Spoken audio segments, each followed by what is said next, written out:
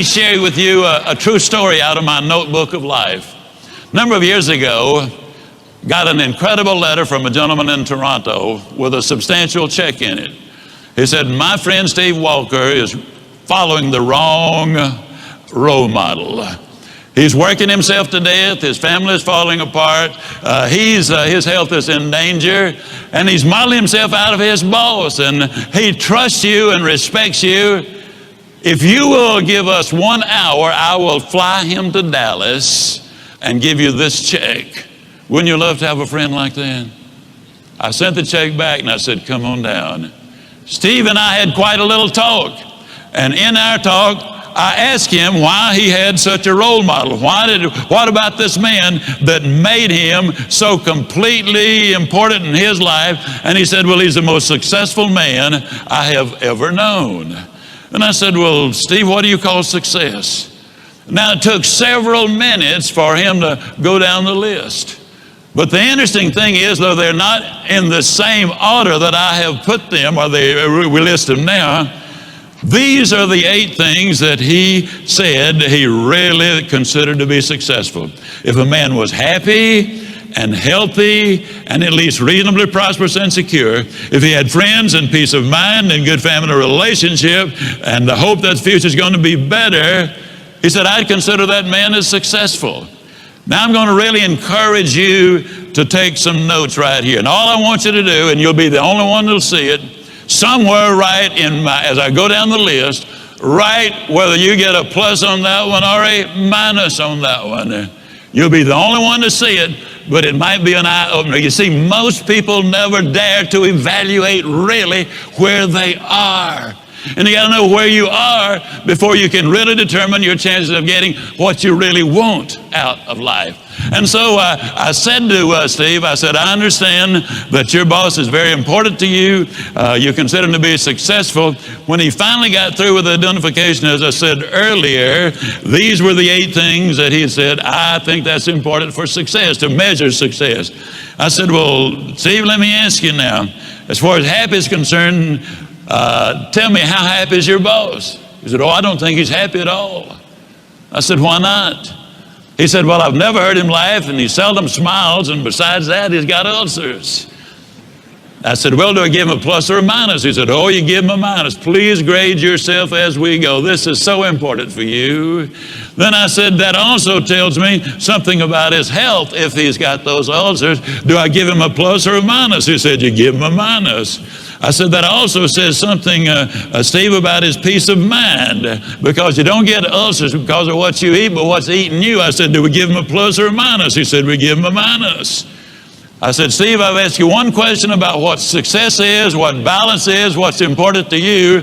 One question, and your boss comes up with 3 minuses. I said, tell me how prosperous he is. He said, man, he's got money running out of his ears and he's getting more every day. I said, we give him a plus on that one, don't we? He said, we sure do. I said, how secure is your boss? He said, well, he's as secure as money can make you. And I said, well, Steve, let me ask you, did you read where 2 billionaire brothers here in Dallas went bankrupt? I said, how does your boss compare? Oh, man, he doesn't have that kind of money. Did you read where our ex-governor was worth $100 million at one point? He's now bankrupt. How does your boss compare? Oh, he doesn't have that kind of money. Now, understand, Steve equated security with corporate position and bucks in the bank. So I said, well, Steve, let me ask you, would we give your boss a plus or a minus or just a question mark on that? He said, let's be generous and give him a question mark. I said, how many friends does your boss have? I hope you're marking these for you. How many friends, real friends, does your boss have? He said, I don't think he's got any. I'm not his friend. I just happen to admire the guy. To tell you the truth, he's somewhat of a jerk. And I said, okay, we give him a minus on that one. I said, tell me about his family. And he said, well, his wife's divorcing him. Well, that one's easy to answer. I said, how much hope does he have for the future? He said, well, before I started talking to you, I thought he had a lot. But right now, I don't think he's got any. Why did that statement come forth? Because for the first time, he had evaluated it. That's what we need to do. Evaluate where we are. Are we investing our time properly, using our resources properly? What will the end results be? Well, then I said to Steve when that was over, we give him the minus there. I said, Steve, of the 8 things that you consider marks of success, he gets 1, 2, 3, 4, 5, 6 minuses. He gets 1 plus and 1 question mark. I asked Steve a question. I'm going to ask you the same question. Steve, would you swap places with your boss right now, knowing what you know? He looked at me kind of stunned. He slowly rose to his feet and said, no, I wouldn't. Would you? Oh, I'm one of these real fortunate people. I was raised in Yazoo City, Mississippi. Now, I know a lot of people go around the country bragging about being from Yazoo City, but I really am. As you probably know, it's not a big place. We don't even have a village drunk. We share with a little community next to us. Main Street runs through the car wash, so we got a mirror on the end of town, make the town look bigger. I mean, it's not a real big place. But let me tell you why I can tease about Yazoo City. Former president of the American Medical Association is from there. Former president of the American Bar Association is from there. Former president of the Southern Baptist Convention is from there. Former vice president of the Southern Baptist Convention is from there. The former chairman of the Republican National Committee is from there. Jerry Clowers is from there. I mean, it's quite a place. Now, a lot of people ask me, well, how do you account for all of that? Well, 2 things. Had good preachers and a wonderful superintendent of education that saw to it that the kids got a good education. I'm proud to be from Yazoo City. We lived next door when I was a child. We lived next door to some rich folks. Now, I know they were rich for 2 basic reasons. Number 1, they had a cook. Number 2, the cook had something to cook. Now, during the Depression, folks, that was a sure sign of wealth. I was over there for lunch one day, as I tried to be every day. And don't misunderstand this now. Even though there was a Depression on, we had plenty to eat at my house. I know we did, because if I ever pass my plate for seconds, I'd always say, no, you've had plenty. So I know we had plenty. That particular day, the cook brought the biscuits out, and I looked at them, and they were not as thick as my wristwatch. And I said, Maud, what on earth happened to your biscuits? And she reared back and gave that big old tummy laugh, and she said, well, let me tell you about those biscuits. She said they squatted to rise, but they just got cooked in the squat. You know anybody gets cooked in the squat? Oh, they're a half a mind to do this, or they're going to do that. But the half a minders and the going to doers are the never doers. You've talked to them, They hear about a good idea, and you hear about it and try to get them involved. And they say, well, I'd love to get involved in it, but it's almost time for the kids to get out of school. And, this is our busiest time of the year. But I'm really interested. After school gets out, I won't have so many things to do with all the parties and all, and then I'll get involved. And when school ends, you know what happens? They say, well, I didn't realize it. But it seems that we've got more to do than ever before. And, I'm busier than ever. Got to take the kids somewhere all the time. Wait till the kids get back in school, and then I'll really get involved. Kids get back in school, and they say, well, this is the first year in 19 years that dear old Central High has finally fielded a winning football team, and I got to support the kids there. Wait till football season is over, then, man, I'll really get involved in it. Football season ends, they say, well, it's here it is nearly Thanksgiving and Christmas, and, people don't want to be bothered with this sort of thing this time of year. Wait after the first of the year, man, and then I'll really get after. Oh, now, wait, I know exactly what you're thinking. You're thinking I've lost interest, but that's not the way I am. Just let me tell you the way I am. See, what I do is I get everything organized in a real 1, 2, 3 basis, and then when the time comes to strike, man alive, I'll pass all these cats that have gotten out in front of me now, but I'm telling you, this is just not the right time of the year. Wait after the first of the year comes, and they say, did you ever see weather like this before in your life?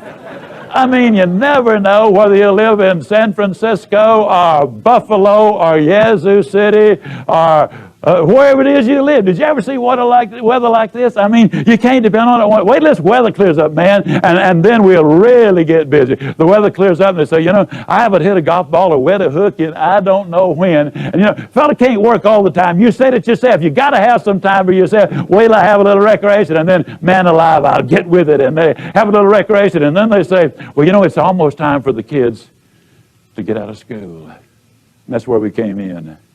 Folks, let me tell you something. People who wait for Aunt Matilda to move out or John to get on the day shift. People who wait for the next senator to be elected or the next governor to come in. People who wait for the next advertising program to get started, or wait for the tax structure to change, or wait for anything that happens out there before they do anything in here, are the people who get cooked in the squad. The message is we need to do it now. You don't have to be great to start, as my friend Joe Saba says, but you got to start to be great. I want to talk a little bit about goals on the line of how do you lose 37 pounds and write a book. I'm just going to kind of give you that as an example. For 24 years of my adult life, by choice, I weighed well over 200 pounds. I say by choice because, you see, I have never accidentally eaten anything. I mean, it's always been deliberate. And when I choose to eat too much today, I have chosen to weigh too much tomorrow.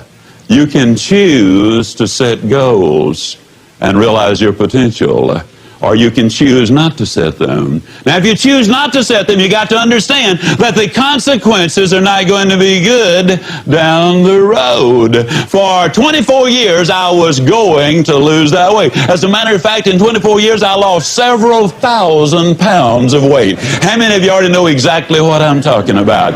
But it wasn't until I wrote it down, put a date on it, listed the obstacles I had to overcome, identified the people, the groups, the organizations I needed to work with, spelled out a plan of action, set that time limit in there, and identified all of the benefits to me. It was only when I did that that the goal became a reality, and I lost the weight. For 10 or 15 years, I was going to write a book. You know anybody who's going to do just a whole lot of things, folks? I was going to write a book. But it wasn't until I got busy writing the book and writing the plans first before the book ever materialized. Now, if it sounds like I'm trying to sell you on having goals, how many of you are getting close already? How many of you are becoming convinced right quick like that you need to have those goals? There's no question about it. The immortal J.C. Penney many, many years ago said, give me a stock clerk with a goal, and I'll give you a man who will make history. But give me a man without a goal, and I'll give you a stock clerk. Now, the interesting thing is goals do not care who has them. Let me give you a classic example of the way they work. In 1950, a war-torn, devastated Japan, a nation which had lost an incredibly high percentage of its young men. Their cities were in ruins, had been bombed out, but in 1950, they got together, they meaning industry and government got together and set a goal. The goal was we're going to be the #1 nation in the world during the 1950s in the production of textiles. In 1959, ladies and gentlemen, they accomplished that objective. In 1960, they set another goal. We're going to be the #1 nation in the world in the production of steel. Now, when you understand there's no iron ore in Japan of any significance, there's no coal of any significance there, we're going to be the #1 nation in the world in the production of steel, it seemed like an absurd goal, and yet they reached their objectives. They had taken all of the steps. In 1970, the Japanese set another goal. They said during the 70s, we'll be the #1 nation in the world in the production of automobiles. They missed it, folks. 1 year. It took them until 1980. In 1980, they set another goal. And this time their goal was, we're going to be the #1 nation in the world in the production of computers and electronics. Yes, indeed, ladies and gentlemen, you absolutely must have those goals. You got to write them down. You got to put a date on it. You got to identify those obstacles. You've got to identify the people, the groups you need to work with. You got to find out what it is you need to know. You got to develop a plan of action, and you got to write it down. What's in it for me? Now, that's a formula that I have just given you, pure and simple. Now, if I were to ask you what 3 times 3 was, there isn't a person here who could not instantly answer it.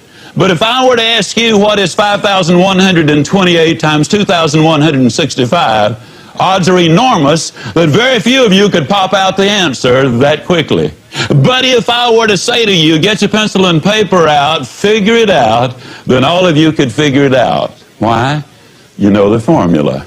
Now you see, if you know the formula, it really doesn't make any difference, ladies and gentlemen, what the goal really is. When I started to write the book, I took precisely the same steps that I'm talking about. I wrote down the objective. I wrote down the time I completed or expected to complete the book. I identified the obstacles there. And yes, I know this is repetitious. It's the mother of learning. I wrote out and identified the people, the groups, the organizations I needed to work with. I devised a plan of action to do it. I spelled out what I needed to know, and I wrote it all down, what's in it for me.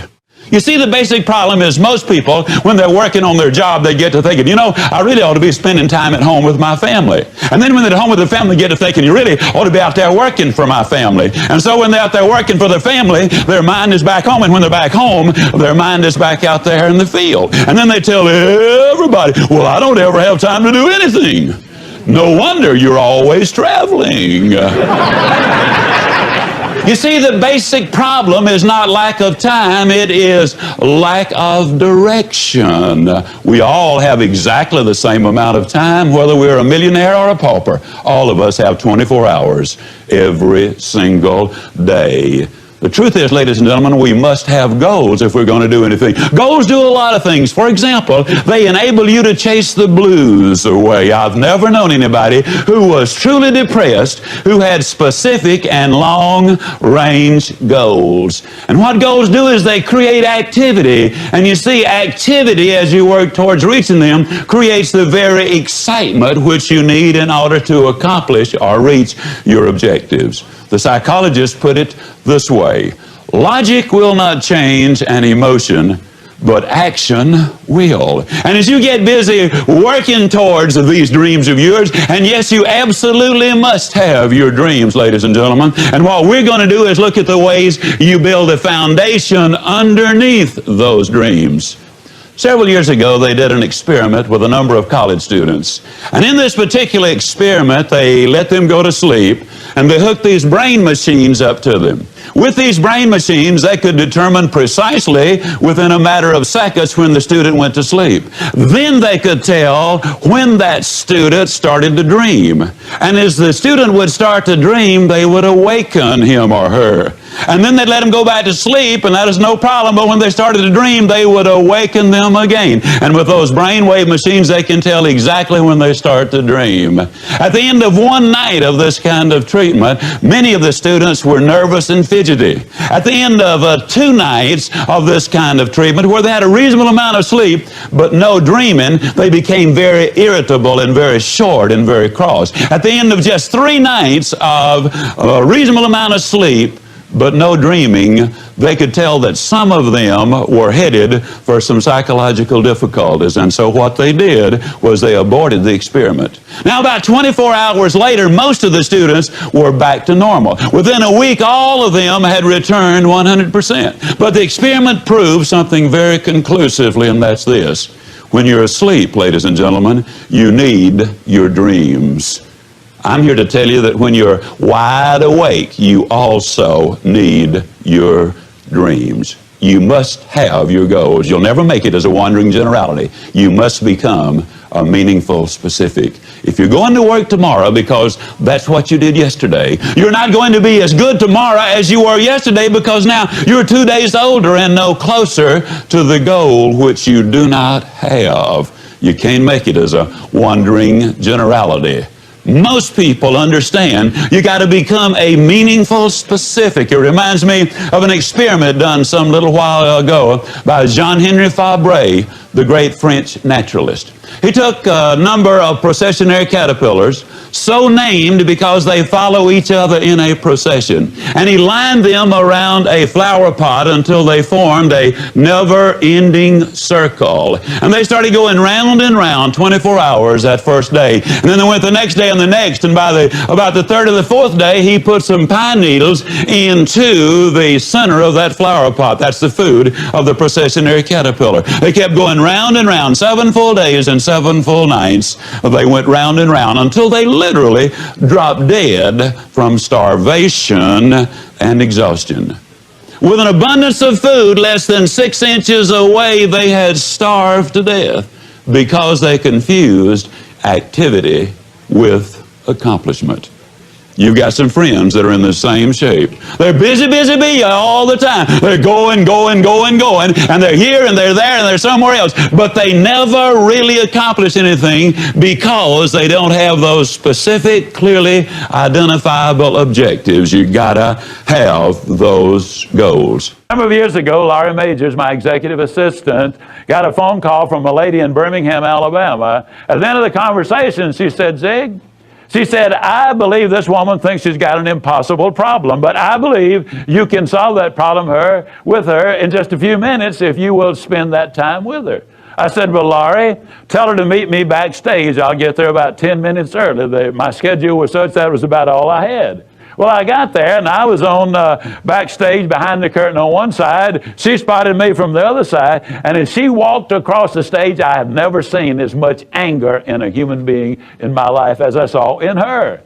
She almost started crying when she saw me. She said, oh, I'm just so glad to see you. I got this horrible job. I hate it. I hate everything about it. I hate everybody down there. I mean, you talking about negative nails. She was it. She said, can you help me? Now, understand, I've only got about 10 minutes. So I looked at her, and one thing I have learned, I don't do counseling, but I talk with a lot of people who do, in psychology, psychiatry, and the ministry. And they tell me that everybody who comes to you with a problem are not necessarily looking for a solution. I couldn't understand that for a long time. Why do they bring you a problem if they don't want to solve it? Well, I can tell you why. They want to tell you about it, you about it, you about it, you about it, and you about it. And if you foul up the deal and solve the problem, they can't tell you again, you again. They want the attention that goes with the problem. And every company just about it has that kind of an individual. They want the attention that goes with griping and complaining. Well, I looked at the lady, and it wasn't unkindly, but firmly I said to her, yes, and you know, ma'am, I'm afraid your problem is about to get worse. She said, what do you mean? I said, I believe they're going to fire you. She was stunned. I couldn't have stunned her more if I'd hit her in the face with a bucket of ice water. She said, fire me? Why on earth would they fire me? The inflection in her voice clearly said, they're the bad guys, I'm the good guy. Why don't they fire them and keep me? Have you ever noticed that people who are the problem never recognize that they are? They're in complete denial. They think denial is just a river in Egypt. Why would they fire me? I said, ma'am, I don't believe there's a company in America big enough to contain this much poison in one small spot. Have you ever noticed that when somebody is about to lose something they've been complaining about, whether it's a car, a home, a mate, a job, or whatever, when all of a sudden it appears they're going to lose them, it takes on brand new value. She looked at me and said, well, what can I do? I said, do you really want to know? She said, yes, I do. That's the reason I came to see you. I came looking for help, but you sure haven't been any help so far. I said, well, ma'am, I've got an idea, and I will absolutely guarantee you it positively, definitely, absolutely will work if you will just do it. She said, I'll try anything within reason. I said, okay, when you get home tonight, all of your household tasks are complete. It's bedtime. Get off in a room right by yourself. Get a sheet of paper out, and at the top of it, write, I like my job because. She interrupted me. She said, that'll be easy. I don't like nothing about that job. Don't like nothing about those people down there. And I said, well, just as a matter of curiosity, do you work there for benevolent reasons, or do they pay you for working there?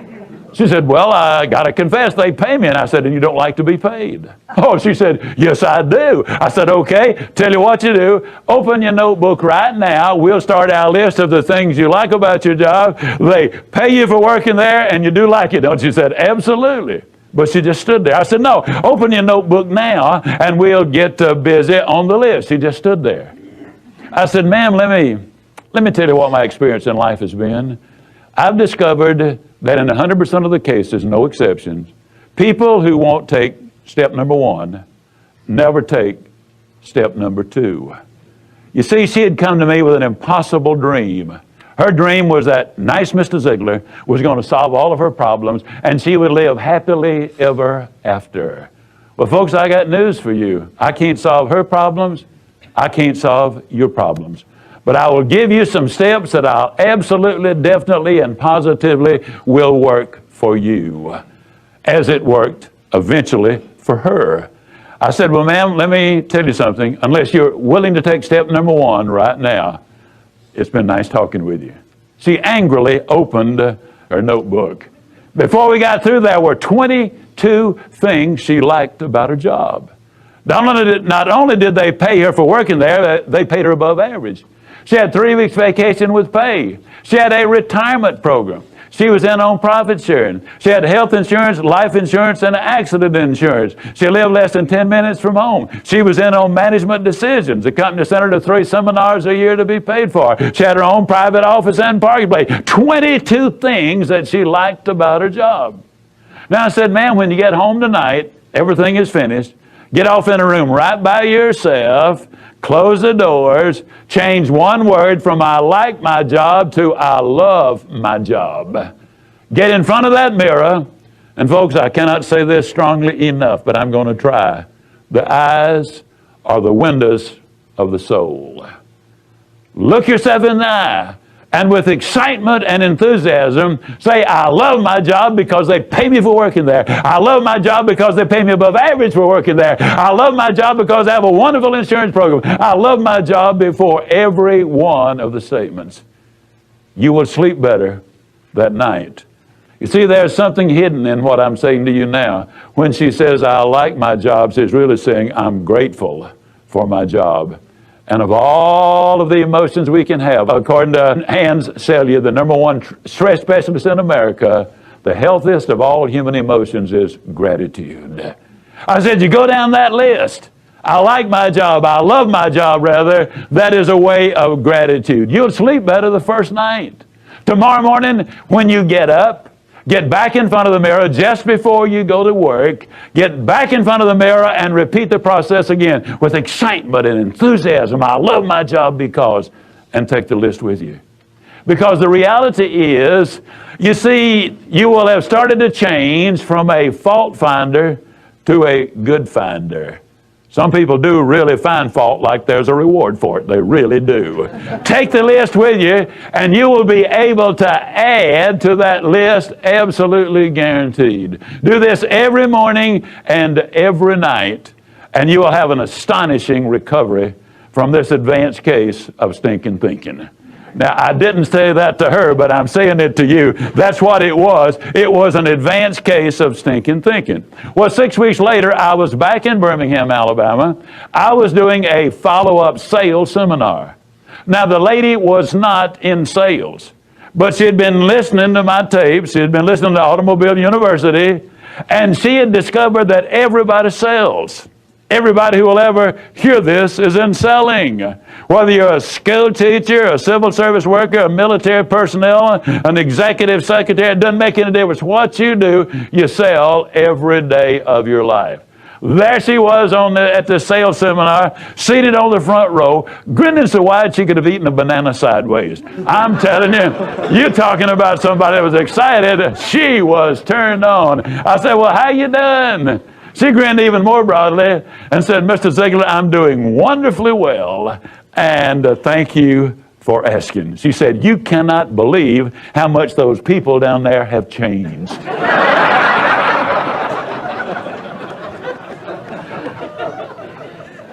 I got to lay it on the line, folks. You're not going to change anybody else till you change you. Everything really does begin with you. Now, you see, the unfortunate thing, this lady had been raised in a very negative environment. First, her parents had told her that she'd never amount to anything. They had said, you know, you're always late, you're always sloppy, why can't you be like your brother or your sister or whatever? When she got married, her husband had continued it, and so her self-talk had become completely negative. Everything that she said about herself was negative. Like Dad said, I'll never amount to anything. Or like my husband says, I can't do anything right. But when she started changing the input, then some radical changes took place. Basic situation is this. Right now you feel good. There is no way you could feel anything but good. But what we want to look at is what can we do to make certain we feel good next week, next month, next year. In other words, how can we keep it going? How can we be up most of the time and on when we need to? Now, I'm going to put a lot of emphasis in this session along the lines of the fact that you can have everything in life you want if you will just help enough other people get what they want. And what we're going to do, ladies and gentlemen, is we're going to work with a formula. We're going to give you some steps and procedures which absolutely will make a permanent difference in your life. I would like to remind you that we touched on the first step in our last session when I said to you the first thing you want to do is you want to claim these qualities of life. You want to simply adopt them as being yours. You want to do everything you can on a steady basis to develop those qualities further and further and further. Step number 2, if you want to be up most of the time and on when you need to be, if you want to build that winning attitude, then you need to be a good finder. I'm going to stray from what a lot of people believe is the norm in life, the old look out for me first, and then if there's anything left, you can have it approach to life. As I indicated earlier, we teach a seminar in Dallas called Born to Win. People do come from everywhere. A couple of years ago, we had a major corporation to send in 4 couples. Now, we encourage people to come with their mates if they are married. But it is not a marriage seminar, though we've seen a lot of husbands and wives walk in at each other's throats and walk out in each other's arms because we did fit them with those new glasses, because we did teach them how to communicate. Again, a lot of people really do think that when they take turns talking, that's communication, and that really is not. Well, in this 3 days, I lecture twice a day, but most of the time is spent around a round table with 6 other people. There's a lot of individual instruction. There's a great deal of individual participation. Somebody has rightly said that if you hear it, you forget it.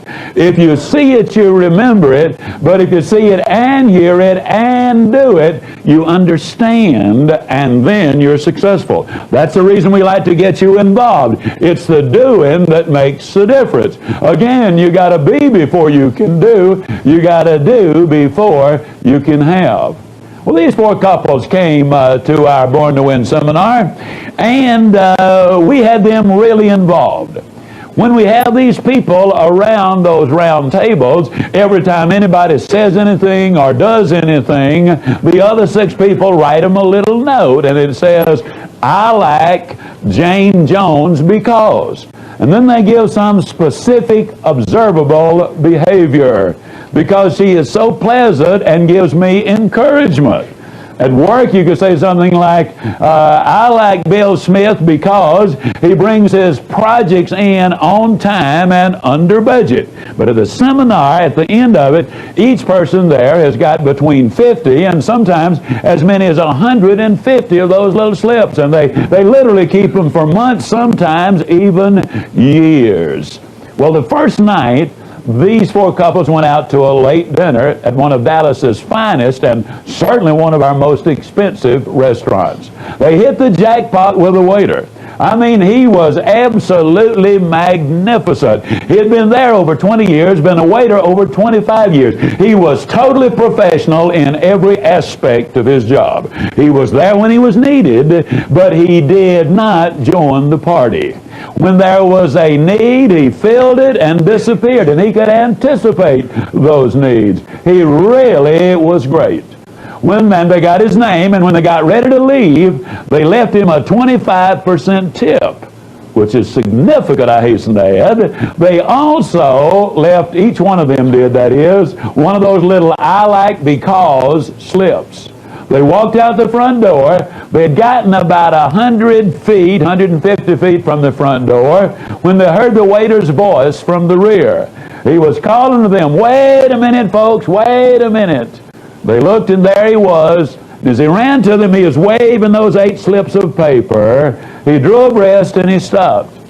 He said, "You know, folks, I've been a waiter over 25 years. Then they said he broke down and literally could not say a thing for what seemed like forever. When he finally regained his composure, he said, "In 25 years, this is by far the most significant thing that has ever happened to me." He said, "I will never forget tonight." And with that, he turned and walked back in the restaurant. Never a word about the tip, just about those little 8 slips of paper. My good friend Calvert Robert from Phoenix, Arizona, says there are over 3 billion people on the face of this earth who go to bed hungry every night. But he says there are over 4 billion people on the face of this earth who go to bed hungry every night for a word of praise, an appreciation, of love, of hope, of affection, of encouragement. Wouldn't it be tragic if one of those people was your wife, or your husband, or your mom, or your dad, your son or your daughter, or for that matter, someone with whom you work every day of your life? A nice person, a nice lady, a nice guy who on the surface seems to have everything going their way, but deep down they're in turmoil. And a word of encouragement, of consideration, of kindness, of affection. What a dramatic difference it could make in their lives, and it would only take a moment. Yes, words of encouragement can make such a dramatic difference in someone's life. 3 years ago, I spoke down in Melbourne, Australia. During one of the breaks, a lady came up to me and she said, "Mr. Ziglar, I'm 32 years old." She said, "I have 2 little girls. They're 6 years old and they're 9 years old. They've had psychological problems like you absolutely cannot believe, including a reversion to infantile behavior." She said, "I got your tapes on raising those positive kids." And she said, "In one of them, you say, tell your kids that you love them."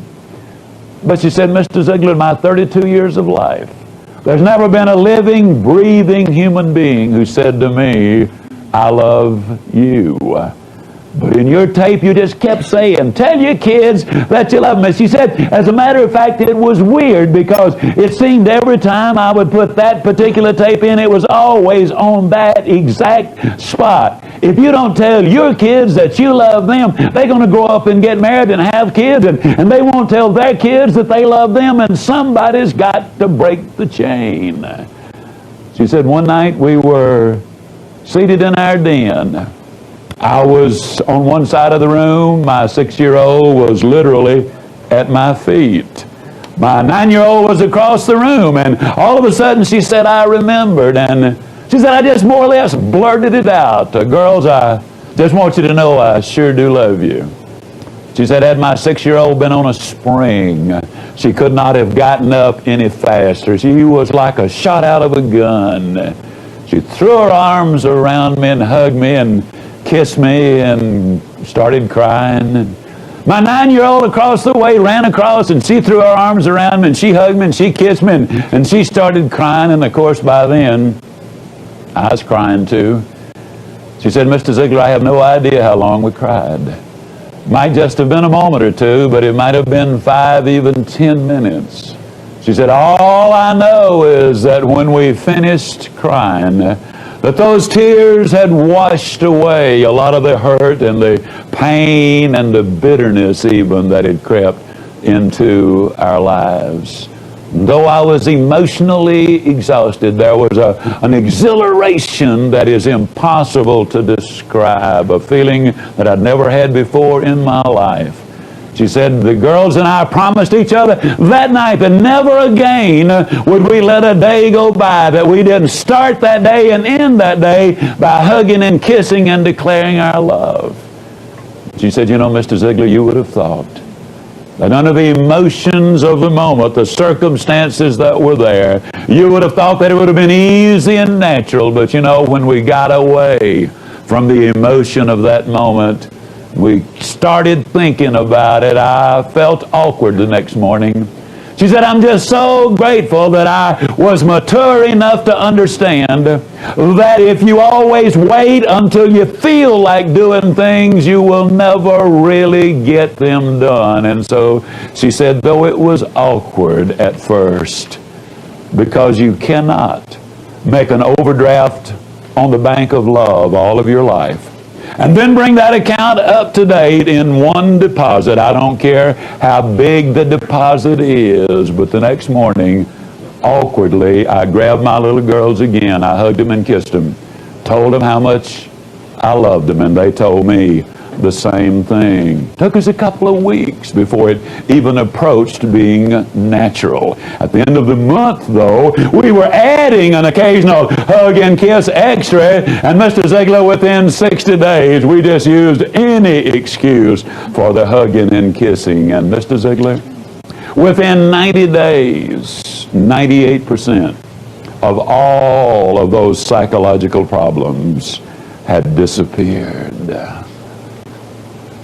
2,000 years ago, a Jewish scholar wrote a love letter to his relatives in Corinth. Some say it's the most beautiful love letter ever written. He kind of summed it up by saying, love never fails. I was interested to note that when you chose those qualities of success, you put loving in there because it is so important. I take you back to the story of the waiter. Now, I got a couple of points I want to make with that story. Well, one of them just kind of cute. At least I think it's cute. Wouldn't you have just loved to have been at the next table that waiter served? Man, don't you know they got service like nobody has ever gotten before in their life. But the real reason I tell the story, the major point I want to make, is the very heart of everything we do. And that simply is this philosophy that you can have everything in life you want if you will just help enough other people get what they want. Why, the next morning when those 8 people came in, and remember now, the waiter said it was the most meaningful event of his entire career, but you should have seen those 8 people the next morning. They were so high we had to pull them down off the ceiling before we could bring them into the room. They bought a case of those little I like because pads because they want to give them to everybody. It really does work. And you know, I'm not a mind reader, but I know where some of your thinking is. You might sit there and say, well, Zig, I can see where it would work for that lady in Melbourne, Australia. Those were kids. I can see where it would work with that waiter because, after all, the reality is he got a bigger tip because he did such a job. But Zig, you got to understand, man, I work on Main Street. I deal with Wall Street. This outfit I work with, man, their bottom line. Can you use this philosophy in the cold-blooded, hard-headed business world in which we live? My friend, it works better there than anywhere else. In the December 1987 issue of Executive Excellence, a publication of 16 pages, which has a lot of very concise and pertinent articles in it. There was an article in it by Dr. Ken Blanchard, and Dr. Blanchard was, or is, the man of 1-minute manager fame. And Dr. Blanchard reported on a study which had been done concerning investing in the Dow Jones. And here's what he said. Had you put $30,000 30 years ago in the Dow Jones, right across the board, the composite, he said today you would have in excess of $100,000. But he said, had you taken the same $30,000 and invested it into 21 companies which have ethics as the base from which they operate, these qualities right here, ethics, the base from which they operate, plus they have an announced public policy that the reason they're in business is to serve the public. You can have everything in life you want. If you'll just help enough other people get what they want, today you'd have over $1 million. Same article. He reports on a study done by Arizona State University of the companies which have paid dividends for the last 100 years. Now, folks, that's financial stability, if there's ever been financial stability. And these companies have ethics as the base from which they operate and an announced public policy that the reason they're in business is to serve the public. It's absolutely true. You can have everything in life you want if you'll just help enough other people get what they want. So step number 2, if you really want to keep that attitude right, if you really want to build that career, and if you really want to do the things in life that will make you successful, become a good finder. Now, incidentally, folks, you know, again, I'm not a mind reader, but I know sometimes when people sit there in seminary, you get to thinking, well, I don't know if I want to do all that. Like this idea of standing in front of the mirror and claiming all of those qualities. I'd be a little self-conscious, Ziglar, if I did that. Now, I'll look at them from time to time, but to go through that rigmarole you're talking about, I don't know about that. Friend, let me ask you a question. What have you got to lose? Nobody's even going to know about it but you. But suppose it does what I'm telling you it will do. Wouldn't it be tragic if you chose not to take a simple suggestion that would make a dramatic change in your life? Claim the qualities, number 1. Number 2, become a good finder. Number 3, you need to get an education. One of the things that I do in our company when we bring someone new aboard, at the moment we have about 80 people, and when we bring someone aboard, I like to spend a little time talking with them to let them know what they can expect from us and kind of to find out what we can expect from them, kind of to get to know that individual. Recently we had a beautiful lady to join us after she had been on vacation for 23 years. Now, those of you who are mothers will say, Ziglar, that wasn't a vacation.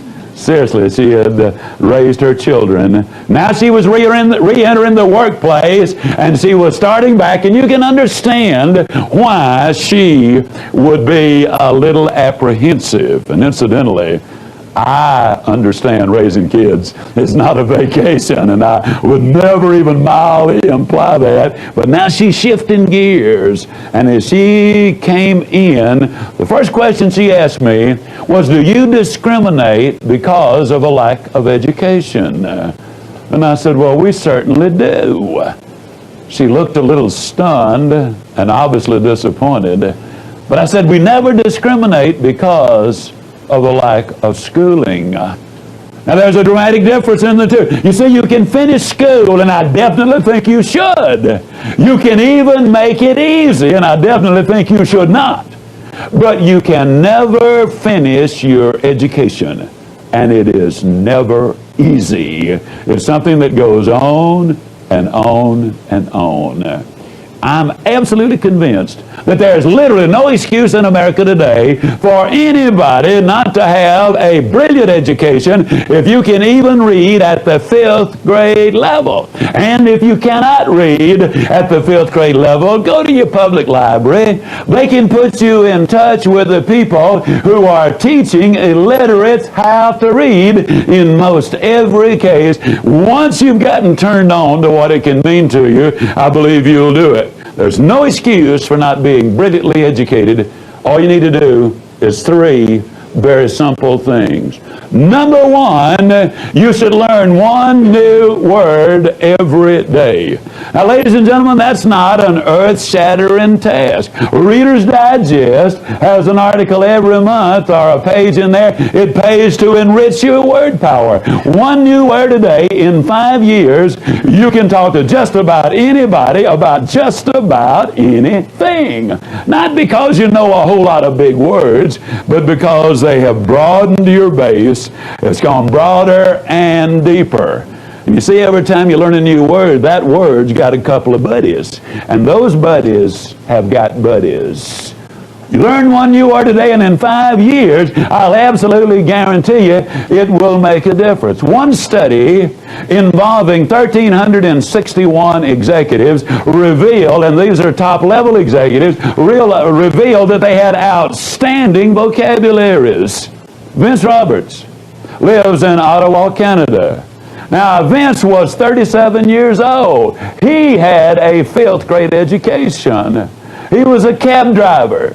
And he literally spent hours every week at the airport waiting on a fare. He spent hours every week at the hotels waiting on a fare. And then one day, something happened in Vince Roberts' life. I do not know what it was, but something happened. He became inspired. He realized that he did not have to stay like he was or where he was, so he bought himself a book. The book he bought was a dictionary. A 20-pound dictionary. And starting on page 1, word for word, he went all the way through that 20-pound dictionary twice. He ended up owning the cab company. He ended up investing in the stock market, becoming a very wealthy man. Today, he travels telling people how you did it. How he did it. Now, my friend, there is no excuse on earth. There's no reason why you cannot learn at least 1 new word every day, and it absolutely will make a difference. Step number 2, in order to get that education, you need to read at least 20 minutes every day. Now, I spend about 2 hours a day or more. But you got to understand, this is my business. This is my life. This is my profession. I got to do it. Fortunately, I just absolutely love to do it. But 20 minutes a day will make a dramatic difference. Now, obviously, I'm talking about reading something good, powerful, positive, biographies, autobiographies, self-help books, motivational books, books about your business, your profession, the industry of which you are a part, books about human nature, how to deal with people. If you are an average reader, that's 220 words a minute. If you will just read 20 minutes a day, at the end of the year you will have read 20 200-page books. That is 18 more than the average American reads in a year's time. That will give you a colossal advantage in whatever it is that you're doing. And folks, the reality is just a little advantage is all most of us need. It's the little things that make the big difference in life. You call a girl a kitten, she'll absolutely love you. Call her a cat, you got a problem, friend, a bad problem. If you say she's a vision, you score all kind of points. Call her a sight, you're in trouble. Fellas, can you imagine you look in your wife's eyes and say, honey, when I look into your eyes, the wheels of time just stand still. Oh, that's beautiful. That's poetry. But can you imagine what will happen if you look her in the eyes and say, you know, honey, when I look into your eyes, when I look into your eyes, I just am reminded that you got a face that's stop a clock. I mean, ladies and gentlemen, that is something that would make a difference. It's the little things that make a big difference. If my watch is 4 hours wrong, no problem. But if it's 4 minutes wrong, I'm in trouble. Because you see, I'm scheduled to leave this afternoon at 3:45. If it's 4 minutes slow and I get there at 3:49, well, you can see the problem. Because I made a deal with the airlines that if I'm not there when they get ready to go, that they're just to go ahead without me. And as far as I know, they've always lived up to their end of the agreement. They did it last year in Dallas, I can say that. Little things make a big difference in life. The third thing you need to do to get that brilliant education is you need to regularly listen to cassettes when you're in your automobile. For example, the average salesman, according to my friend Don Hudson, spends 510 hours a year in his automobile. While you're in that car, and the average person, incidentally, I was a visiting scholar at the University of Southern California for 2 years, and they did a study which revealed that if you live in a metropolitan area and drive 12,000 miles a year, that in 3 years' time, you can acquire the equivalent of 2 years of college education while you're in your automobile. You can literally learn everything from Chinese art and a foreign language to the Bible to financial planning to goal setting to how to close a sale to how to communicate more effectively. There are hundreds of things that you can learn in your automobile. It ought to be the greatest educational institution literally in the world. You spend $10,000, $15,000, $20,000, $30,000, even $40,000 in a car. And yet the typical American, let me tell you what they do. They stomp their foot and gripe and groan and complain. Every time the traffic gets a little heavy, they see a jam up front, and they say, daggone it all, when are they going to do something about this? When they see a traffic jam, saying, oh boy, I bet it's going to take me 30 minutes to get through that sucker, and in 30 minutes I can learn 3 new words, I can learn 2 new causes, I can learn about financial planning. That's what I'm talking about. Using the time that you have. You got to go anyhow. Why not get an education while you're on the way? And that won't take 1 minute of your time. Incidentally, folks, when you talk about time, let me remind you that 72% of the time when we're watching television, we're watching something we have no interest in. We rush home to see a particular show, The Cosby Show. Wonderful show. I've already seen it twice. It is a good show. But a lot of times people will mash a button and change a channel and watch on the other one, and 4 hours later they say, boy, I can't believe I spent the whole night here doing nothing. I'm talking about utilizing your time.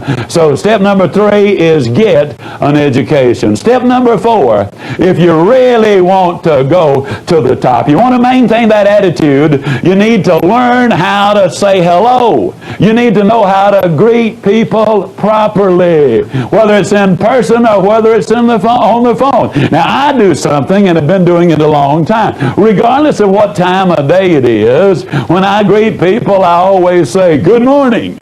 And whether it's 9 o'clock in the morning or 9 o'clock at night, they always respond. In 85% of the cases, that is, they'll say, good morning.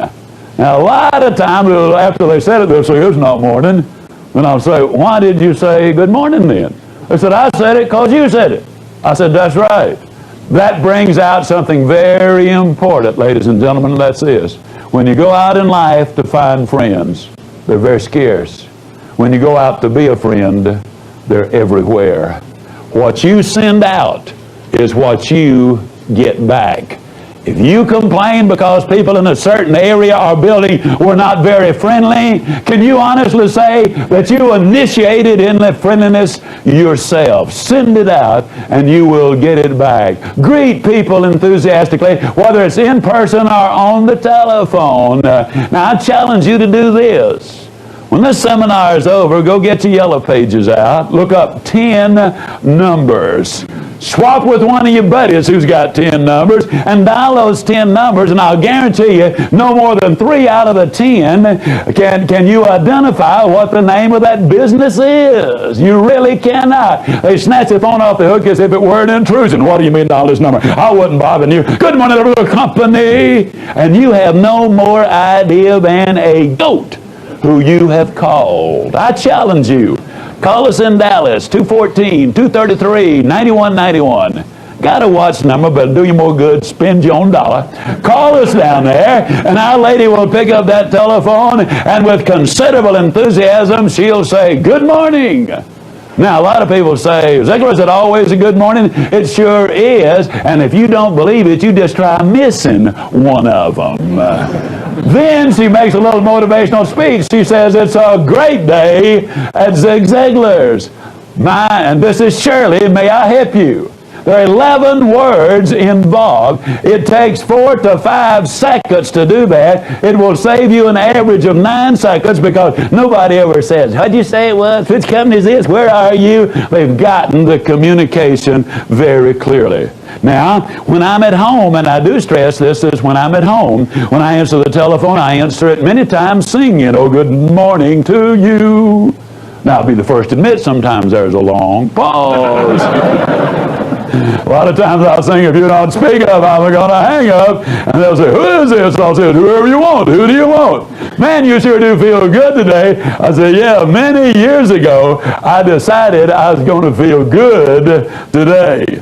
Good friend of mine, before his tragic death, Dr. John Kozak, a brilliant young psychiatrist, told me that over 90% of the way we feel is determined by the decision we make as to how we want to feel and how we expect to feel. There are 51 diseases which are psychosomatic in origin. Answer it with enthusiasm. A lot of times I'll pick up the phone, I'll just say, howdy, howdy, howdy. Now, my favorite way of answering the phone at home, good morning, this is Gene Ziglar's happy husband.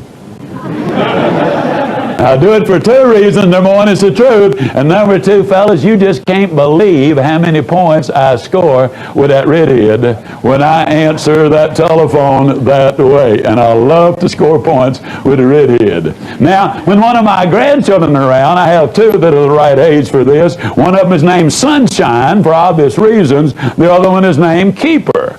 Now, you know, when a fisherman pulls in a good one, he's got a keeper. And so when we first saw her, we knew we had a keeper, and that's where the name comes from. If one of them are around, I'll pick up the telephone and I'll say, good morning, this is Sunshine's proud granddaddy. Those little eyes just light up and think of what that does to her self-image. One day, Keeper was over at the house. She and I had been talking up in my office. The redhead was down in the den, and then Keeper left me and went downstairs, and I had to ask the redhead something, so I just picked up the phone and dialed her, and Keeper picked up the telephone. She said, good morning, this is Mama's happy granddaughter. I'll tell you, ladies and gentlemen, these kids really get with the program. They follow the model which is there. And you might say, well, Zig, now, why do you do this? Well, let me tell you something, folks. I do it because, again, you cannot separate your personal life from your family life and from your business life. We were very fortunate early on. We discovered that kids go where there's excitement. They stay where there is love. There's never been a generation in our nation's history that is as starved for affection and intimacy as is this current generation. And they are not getting it, and that is one of the reasons they turn to drugs and promiscuity. The reason they get involved in gangs and some of the vandalism that takes place. We discovered that if their love was there and the excitement was there, that other kids would come play in our den and living room. Our children's friends wanted to, out of curiosity, what kind of people are they up there that answer the telephone that way? So they would come up. Sometimes we had a traffic jam, but I would prefer 14 of those kids in our den and us know everything going on than to have my child somewhere else and have no idea of what was happening. Now, I kind of hit the jackpot again in this. The redhead is affectionately known as the happy hugger. If it's moving, she will stop it and hug it. And if it is not moving, she'll dust it off and sell it. So when these kids would come in, the redhead would grab them and give them that hug. In many cases, that was the only hug they had gotten since the last time they had been there. It creates an amazing environment by answering the phone that way. Parents, I challenge you to do this. If the telephone rings and your daughter is standing or sitting around, Mom, just pick up that telephone and with a big grin on your face and a lot of enthusiasm, say, "Good morning, this is Molly's proud mom." Dad, if you're there and the phone rings, you pick up that telephone and you say, "Good morning, this is Paul's proud pop." And you might have that old gawky, gangly 15-year-old boy standing there, and he might say, "Oh, Dad." But I'll guarantee you, the next time the phone rings, he will wait for you to answer it. It is the ultimate compliment. When one of my grandchildren are over there, they never answer the telephone. They go to the telephone, but they wait for me to answer that telephone. I can tell you it'll do wonders for their self-image. Dad, let me talk to you just for a moment. Dr. Ross Campbell says this.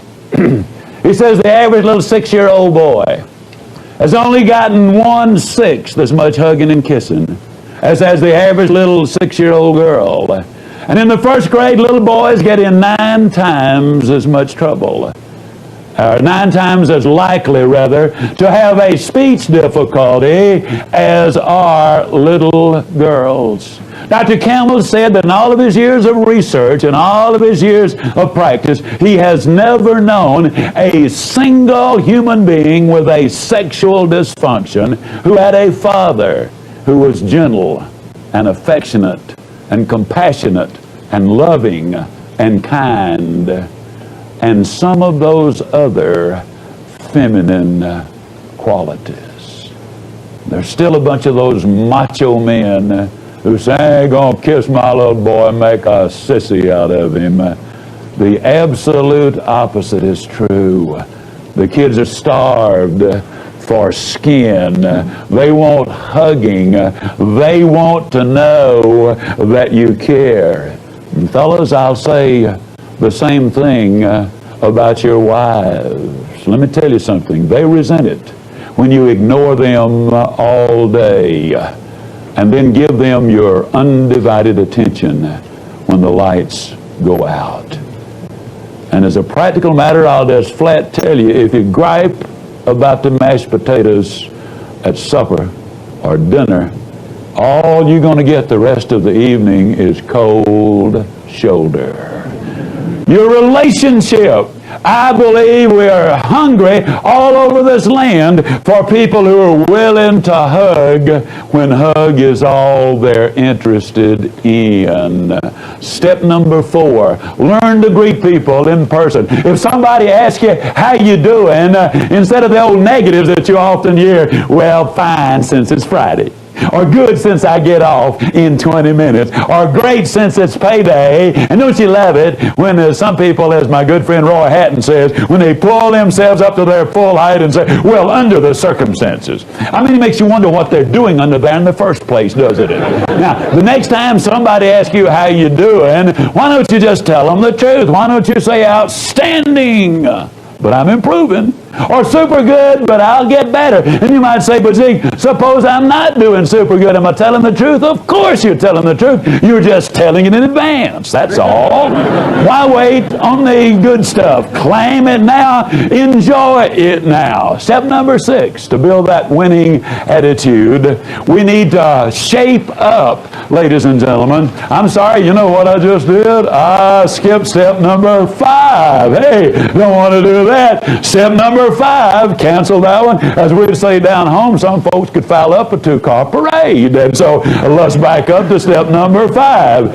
For 27 hours a year, you do something that's kind of neat. that we have to do. You know, negative Americans amaze me, and yet so many of them are so negative, they call those electrical appliances on the street corners red lights or stoplights or traffic lights. But they really are put there to make traffic go. So the reality is they are go lights. Now let me ask you a question. Have you ever been at one of those go lights, and you're going to spend 27 hours a year, incidentally, waiting on the right color, and you're sitting there waiting on the right color to come along. You're all excited, you're all enthused, you're highly motivated, you're listening to your Zig Ziglar tapes. And you look out the side of your eye and you can't believe what you're seeing. Here sits a guy over here and he's waiting on the right color to come along, but he's got a good firm grip on that steering wheel. I mean, he doesn't want that car to go anywhere. Got his mouth fixed exactly right just in case he has to talk to that thing. And you can't believe it. You're watching him. He's got his foot on the accelerator. He's racing the engine, trying to change the color of the light. Let me ask you a question. How many of you have actually ever seen some dodo sit there racing a car motor trying to change the color of the light? Can I see your hand, please? Folks, I hate to be negative. Matter of fact, I won't be negative. I'll be like a little boy came home from school one day and said, Dad, I'm afraid I flunked that arithmetic test. His dad said, son, that's negative. Be positive. He said, Dad, I'm positive I flunked that arithmetic test. I'm absolutely positive that by racing that car motor, you're not going to change the color of that light. Now, every once in a while, and I know we got some very prominent, enormously successful people watching this, and some of them are very sophisticated, and I know some of them say, well, I certainly would not say super good, but I'll get better, or outstanding, but I'm improved. I just wouldn't say things like that.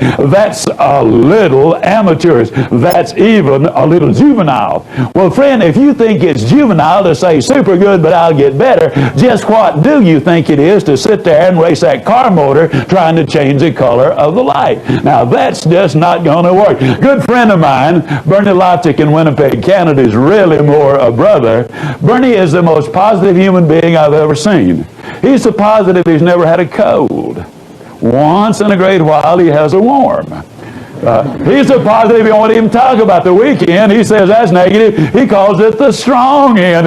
And you might say, now come on, Ziglar, you got to be kidding me. Super good, strong ends, go lights, all that kind of stuff. Is that necessary? No, you can be mediocre without it. Mediocre?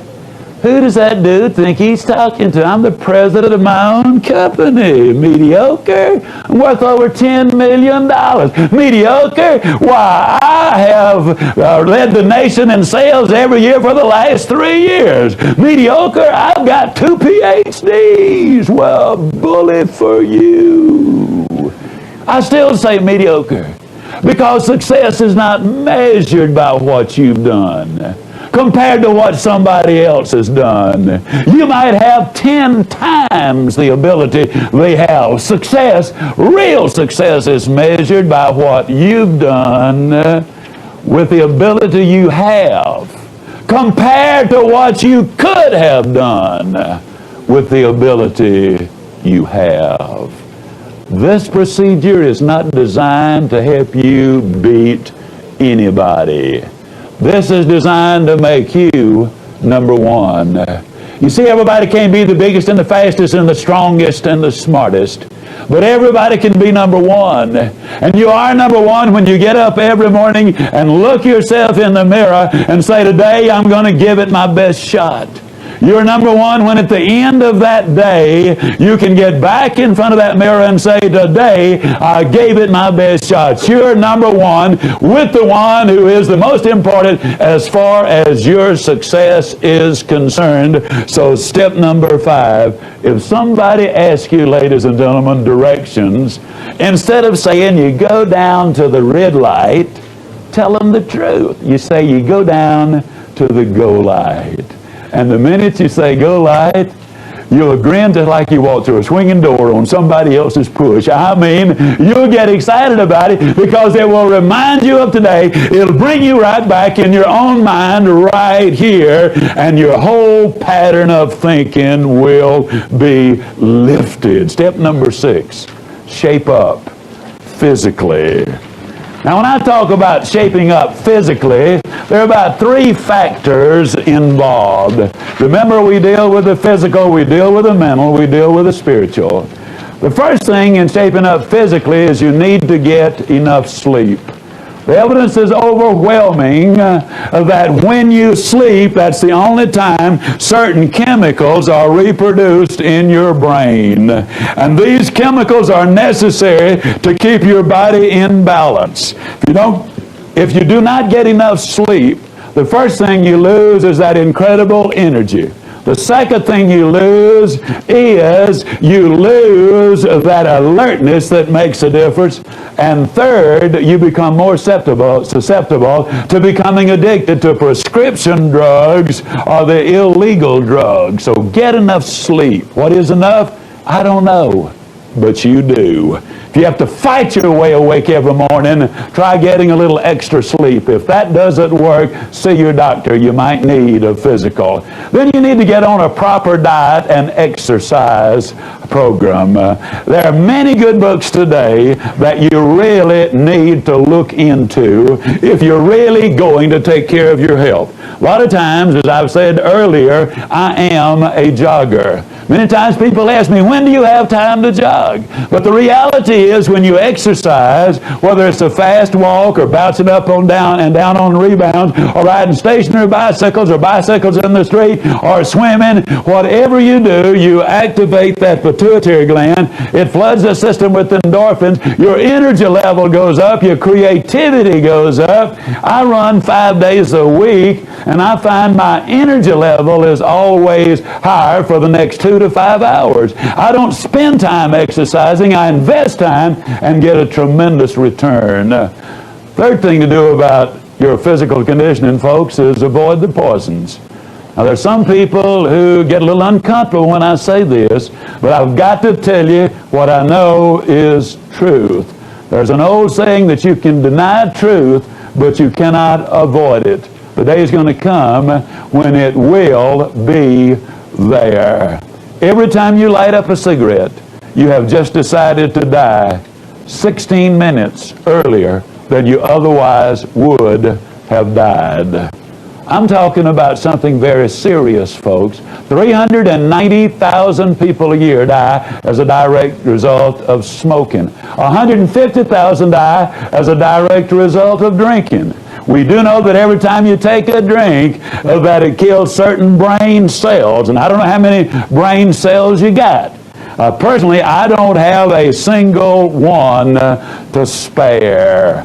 I encourage you, do the things that will make you the most functional. I've even had certain people say, well, Zig, I take a drink, it sharpens me up, man. Gives me that little edge. Now, me and you both know you don't really believe that. Let me tell you why I know we both don't believe it. Here's why. If you were faced with major surgery, would you insist that surgeon has a little snort just before he opens you up? No way. And you're not as sharp either. If you really want to build a winning attitude, step number 7, you need to give it your best shot. Whatever it is that you do, give it your best effort. Now, in corporate America, ladies and gentlemen, I believe that the worker who has said, I will be there at 8 o'clock, that's when my day starts, and I'll stay to 5. I believe most of them will do exactly that. But the question is, how do they get there at 8 o'clock? Here's what I've noticed. I've noticed that most of them get there absolutely in a dead run. I mean, that last 200 yards, they get there. I mean, they are all huffing and puffing. Oh, boy, traffic was there. I didn't think I was going to make it. Man alive. They're unpacking their gear, and they make their way back to the coffee room. They get them a cup of coffee, and they come back, and they finish unpacking it. And 10 minutes after their pay starts, then they go to work. Now, if they're supposed to work until 5 o'clock, I believe the American worker is a conscientious, sincere individual, and I believe that if they're supposed to be there at, that particular time and stay there until 5 o'clock, I believe they stay until 5 o'clock. But if you could turn the video cameras on corporate America, all over America at 5 o'clock, here's what you'd see. The workers in a three-point stance, the bell rings, and boom, like they're shot out of a cannon. What they do then is they get out of there. Now they talk about the freeways being dangerous today. Let me tell you where the danger is. It's trying to get out of corporate headquarters and out of the parking lot. That's where the danger is. Let me tell you something. You want to get ahead in what you're doing? My friend, let me encourage you. Get there 10 minutes early. Be ready to go at 8 o'clock. That's so important. Stay there until 5 o'clock, and then you pack up at 5 o'clock, and then you leave. Dr. Joyce Brother says you cannot consistently perform in a manner which is inconsistent with the way that you see yourself. This will do so many wonderful things for your image because you know you are doing what you're being paid to do. You're accepting responsibility. You're disciplining yourself to do the job properly. And I'll tell you something else.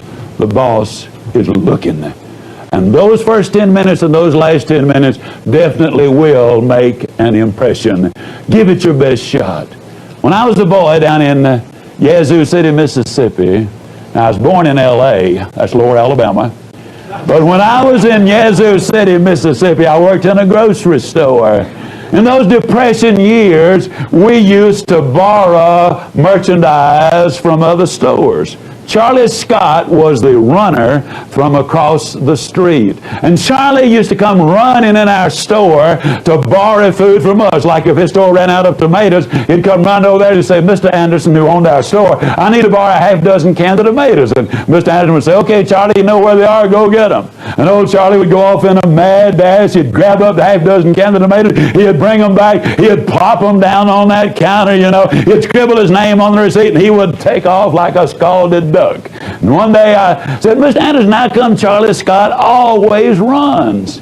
Mr. Anderson kind of smiled, and he said, well, he always runs because Charlie Scott is working for a raise, and he's going to get it too. I said, Mr. Anderson, how you know Charlie Scott going to get a raise? He said, I know Charlie Scott's going to get a raise because if the man he's working for doesn't give it to him, I am. It's an absolute fact of life that when you do more than you're paid to do, you will eventually be paid more for what you do. I was speaking at Clarksville. I was speaking in Clarksville, Mississippi, at the University of Mississippi State. When I finished that seminar, a tall, red-headed gentleman came up to me, and he said, Mr. Ziglar, he said, when have you last seen Charlie Scott? I said, well, I left for the Navy back in 1944. Charlie is 2 years older than I am, and he left 2 years before then. I haven't seen him since. He said, you probably wouldn't even know him, would you? And I said, no, I really wouldn't. He said, I didn't think so. He said, I'm Charlie Scott. His friends told me that Charlie Scott had taken the lessons of childhood until they became the instincts of his adult life. At age 50, he retired a very wealthy man. I simply am saying this to say to you, ladies and gentlemen, that it makes no difference where you start. That if you will take these principles that we've been talking about throughout this entire seminar, that they in fact will enable you by utilizing the principles, by developing the qualities which we have identified, by applying yourself, by giving it your absolute best shot, that you can start from where you are and get the things you want in life. I will remind you yet one more time that failure is an event. It is not a person. I will remind you that regardless of what's happened in the past, the future can absolutely be magnificent. I also will encourage you to spend some of the time of your life with the ones that you love. Our research states beyond any reasonable doubt that if we have balance in our life, we're going to be able to accomplish more of our objectives than if we only have that one financial objective. And again, I'm not putting money down, but there are a lot of other things that go along with it. I close with this. Believe in you. You were created by God in His own image. He loves you. He wants the best for you. Believe in your fellow human beings. Believe in what you're doing. Give it your best shot. Believe in the good old USA. I've been almost all over the world, folks. There's not another land like it. How lucky we are to be here. Take advantage of its opportunities. And finally, had I been on trial for my life, and had you been my judge and my jury, and had you commissioned me to tell you the things that you needed to do to get the most out of your life, with my very life at stake, I would have said to you exactly what I have said. So take these steps, follow these procedures, because if you do, I'll see you, and yes, I really do mean you, at the top. Thank you, and God bless you. Thank you so much. I want to talk with you about the greatest profession on the face of this earth. I want to talk to you about the sales profession. I believe, oh, go ahead, I got time.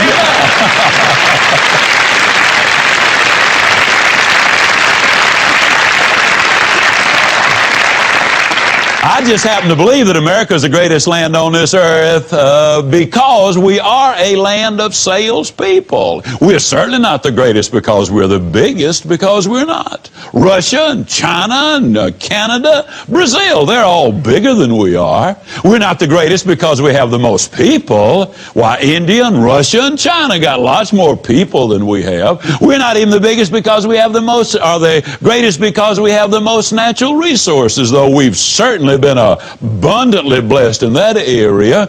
But then so has India, for that matter, much of Africa, parts of Russia, Canada, Brazil, all rich in natural resources. No, we're not the greatest because we have the most people or the most land, but we're the greatest because essentially we are a land of sales people. And I don't know how you feel about it, but I, for one, am tremendously excited about being a salesperson. The truth of the matter is, America was discovered by a salesman. Not by any stretch of imagination could you accuse Christopher Columbus of being a navigator. Now, if you'll remember, folks, that dude is looking for India. Now, he missed it 12,000 miles. Not by any stretch of imagination could you accuse him of being a navigator, could you? And you might say, well, yeah, but was he a salesman? Well, let me tell you the story. He was an Italian in Spain. Now, that's way out of his territory. He's only got one prospect to call on, and if he misses a sale, he swims home. Now, you tell me, was he a salesman or not? He called on Isabella, told her the story. She says, Chris, it sounds like a good idea, but man, $12,000 for 5 little old ships? See, a lot of people don't realize they started out with 5, but 2 of them did go over the side. And you might as well know now. I tell folks I'm like a cross-eyed discus thrower. I don't set any records, but I do keep the crowd alert. And you know, and I think that's important. He told Isabella the story, you know, and she related to it. She said, you know, it sounds wonderful, Chris, and if I could raise the $12,000, I'd buy the idea in a minute. But we don't have any money. How many of you salespeople have ever had a prospect tell you that they'd buy if they had the money, but they just don't have the money? Well, Chris looked at her and he said, look, Izzy, now understand, I was not there, so I'm not certain this is verbatim, but you got that string of beads hanging around your neck. Now let's take them out of the pawn shop. We'll hock them. We'll finance this deal. Well, your history books will clearly tell you they used some unusual methods to raise the money to finance the trip. Then when they started sailing in those 3 little ships, Columbus really had a sales job, because those sailors thought they were going to go over the side. I mean literally. And every single day he had to sell in order to sail.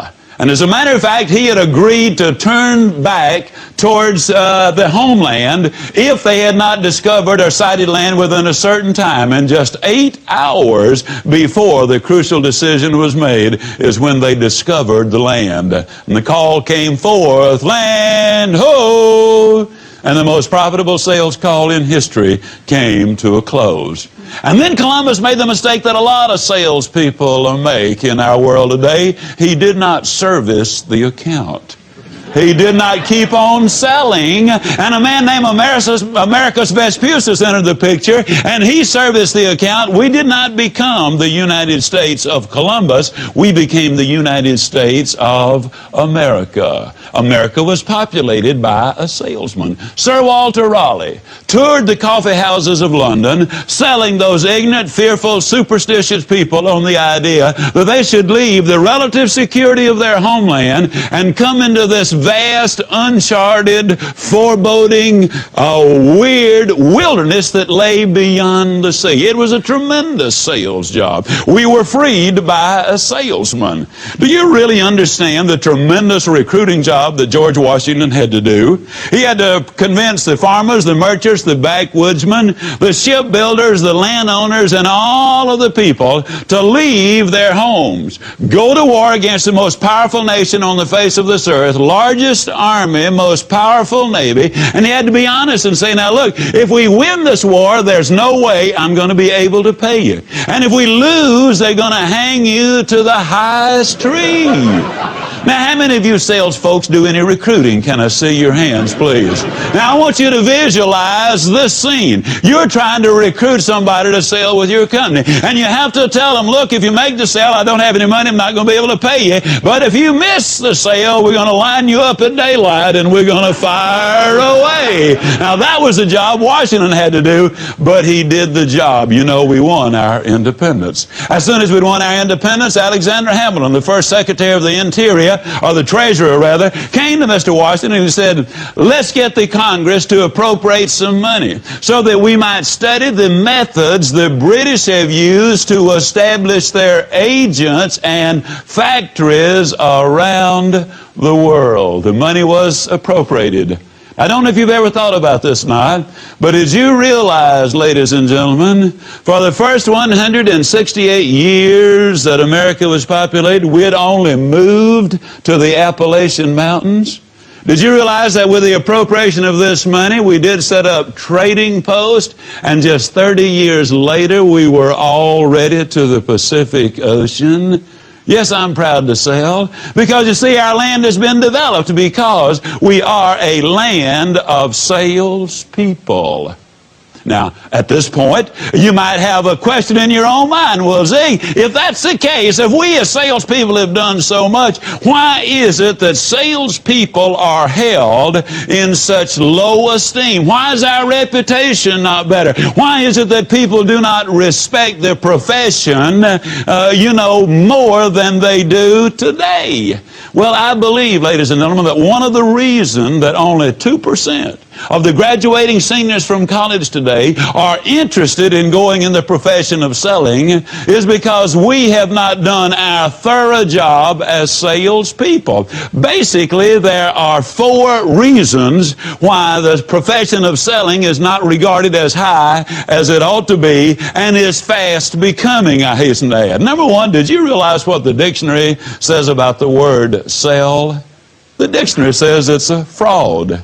It's a hoax. It's right there in the dictionary. Can you believe such a thing like that? We ought to sue those rascals for writing such things as that. Number 2, we've done a lousy job of selling the profession of selling. Now, we've sold our goods, we've sold our products, we've sold our services, but we really haven't done a very good job of letting people know what the sales profession is all about. But we're correcting that right now, and you're part of the correction, because by the time we get through here, you're going to have that jumping up and down enthusiasm about the profession of selling. See, a lot of people are tremendously proud of their company, awfully proud of their products, their goods, or their services, but for whatever reason, they seem to be a little hesitant to let people know they're in the profession of selling. We just simply have not done the sales job. Now, there's the third reason why a lot of people don't really understand what the profession of selling is all about and why they have so many erroneous ideas. A few years ago, a fellow named Arthur Miller wrote a play.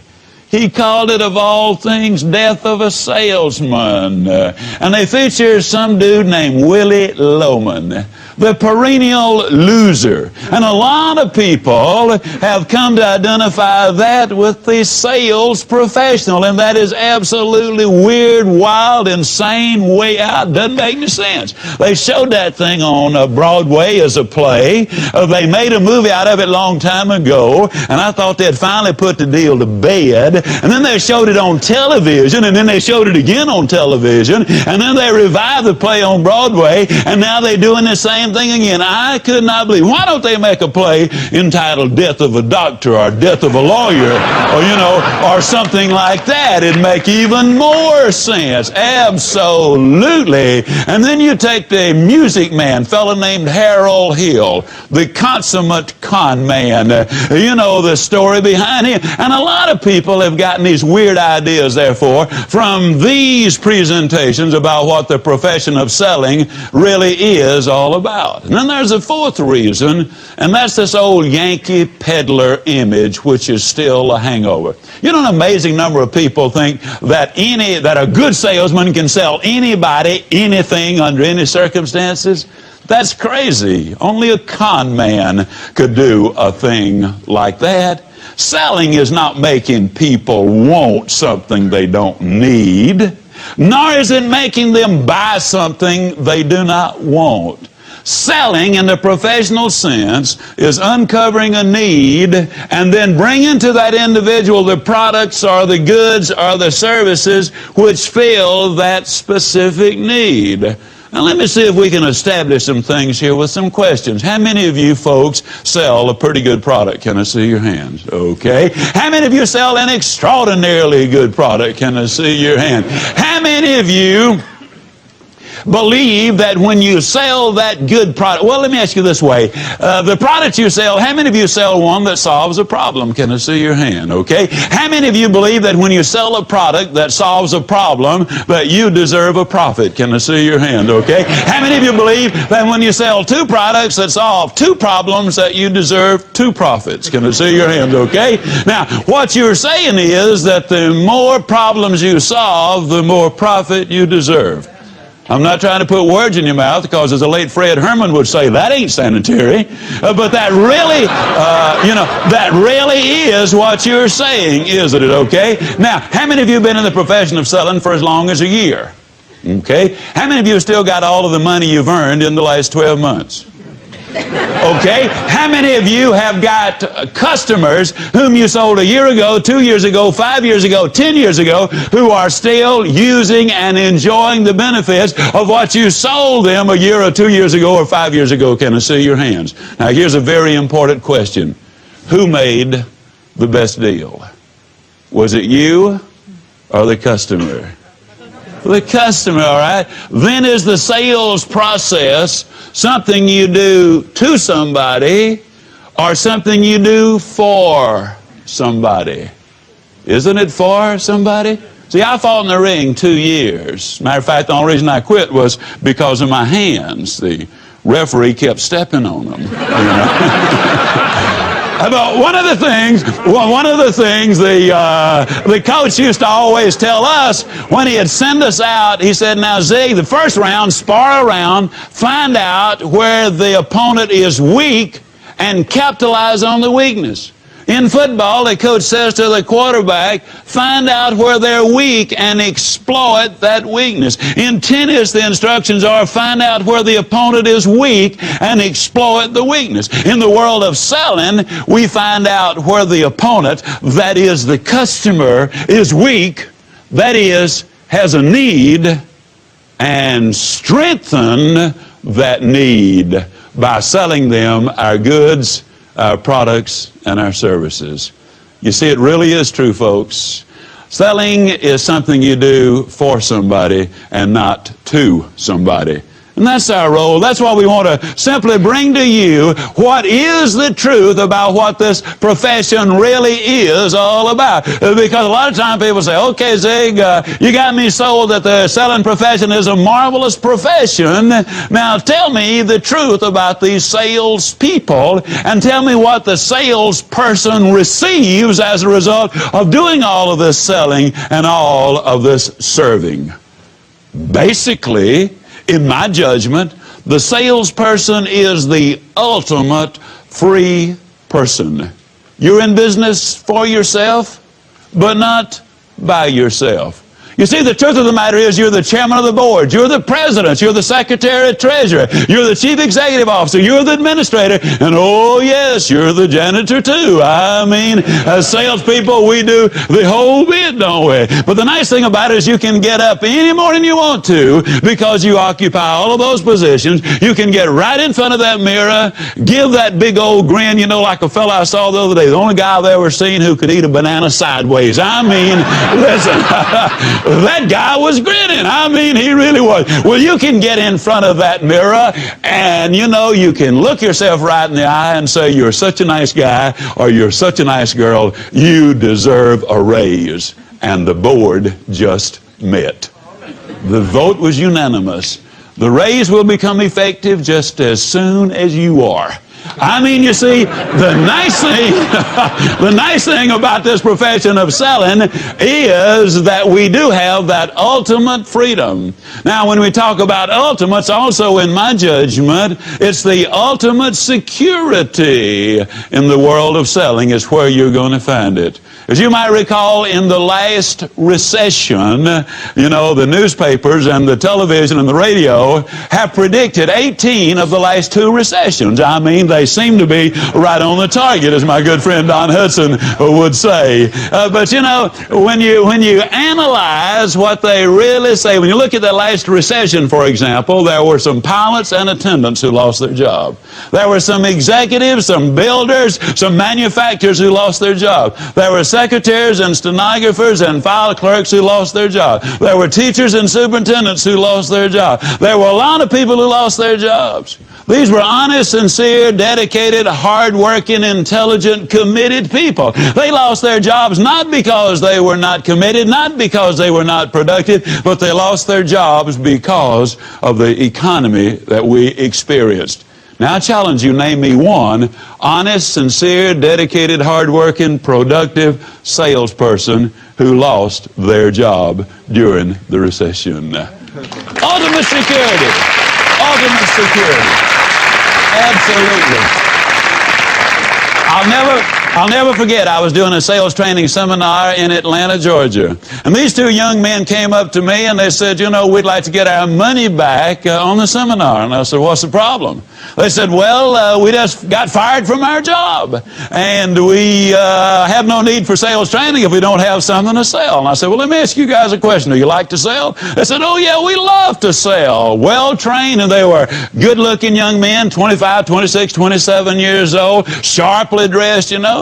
They said, we just had a personality conflict with the boss.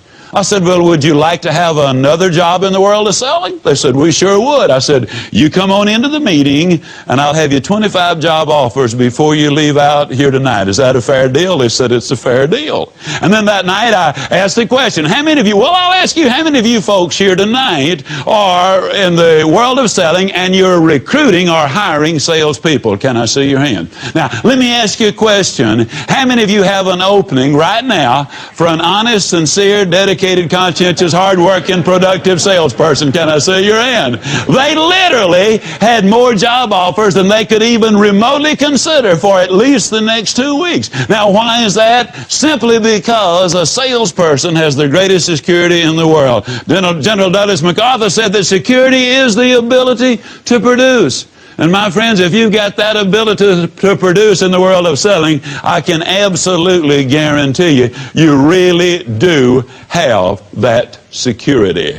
Now, you know, when we do have recessions, we deal with them in different ways. For example, in the business community, in the regular business structure, you know how they deal with recessions and declines and drops in business. They get all of the people together, and the president of the company, you know, gets on his best sad look, and he wears his sad suit, you know, and he makes this little brave speech about, we've got some tough times ahead, but we're going to tough it out. I mean, we're going to tighten our belt. We're going to cut the lights off early. I'm sorry. We're going to have to let a few people in this department go, and a few people in this department go, and a few people in the other department go, and we're really going to have to be on this austerity program, but we are going to tough it out. And that's the way they deal with the recession.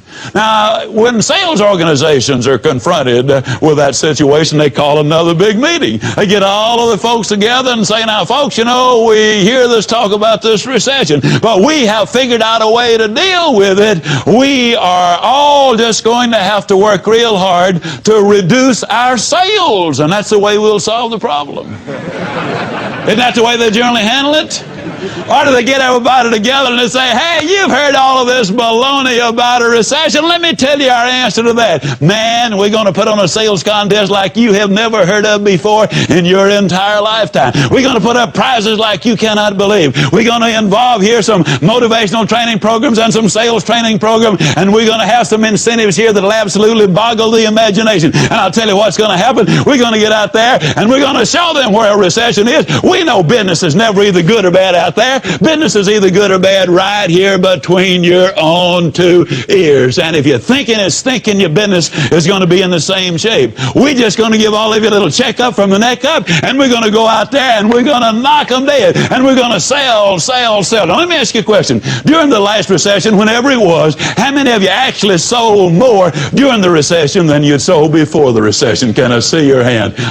Isn't the world of selling an absolutely incredible thing? Yes, indeed. The salesperson really is an unusual individual.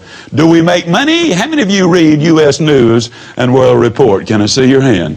About a little while ago, in one of the issues of U.S. News, they had a fascinating article in there. You know what the article said? It said that more salespeople are millionaires than doctors.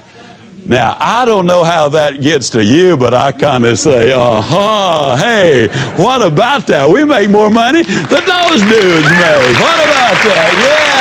Yeah.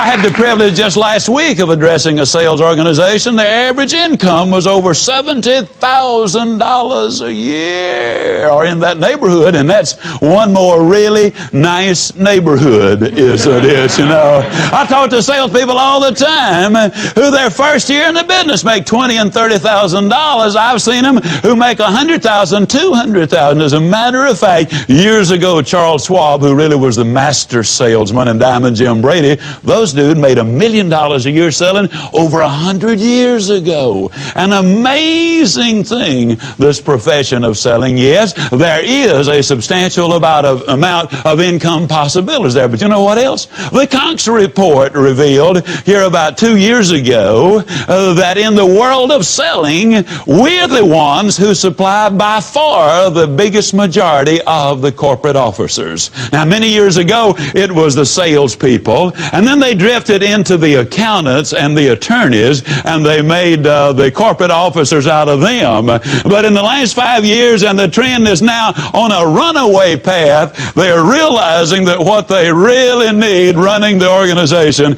is the optimistic, positive thinking outlook of the sales organization and the salesperson running that organization. They need somebody so optimistic they'd go after Moby Dick in a rowboat and take the tartar sauce with them. I mean, basically, that's the kind of individual that they are looking for. Yes, it's great to be a salesperson. Now, hopefully, I've exploded a lot of the myths about the profession of selling and what the salesperson himself or herself really earns. But the question comes up, who is the best salesperson? What type individual or personality makes the best salesperson? For years and years, the general public has been led to believe that it's the extroverted, happy-go-lucky, backslapping, hail fella, well-met, joke-telling kind of an individual who makes the best salesperson. I'm glad you're seated because this might shock some of you. But if we were to divide this audience right here into two groups, one group are all introverts and the other group are all extroverts, I got news for you. The introverts will outsell the extroverts 100 times out of 100. That's right. Now that probably shocks you. Now that doesn't mean that maybe the best salesperson might not be an extrovert. They could well be. But I'm talking about over the long haul. Now why is that? And incidentally, let me hasten to add, the introverts in many cases have acquired some of the characteristics of the extrovert. I mean, they've learned to be a little more outgoing, a little broader smile, a little more enthusiasm, and a little better handshake and this kind of thing. But I'm talking about the nature of the individual. Why would the introvert make the better salesperson? There's several reasons for it. First of all, it is because the introvert is far more likely to be better organized. And they're better students. They study the procedures and the techniques. They're not as likely to sell by the, quote, seat of their pants. They will follow the procedures which are there. Number two, they're more detail-oriented and incidentally more people-oriented. They're far more inclined to ask questions to uncover the needs of the prospect and find out what the prospect needs instead of trying to roughshod run over them and dominate them with personality and tell them all about the wonderful merits of their merchandise without finding, first of all, if their needs will be met by what they're selling.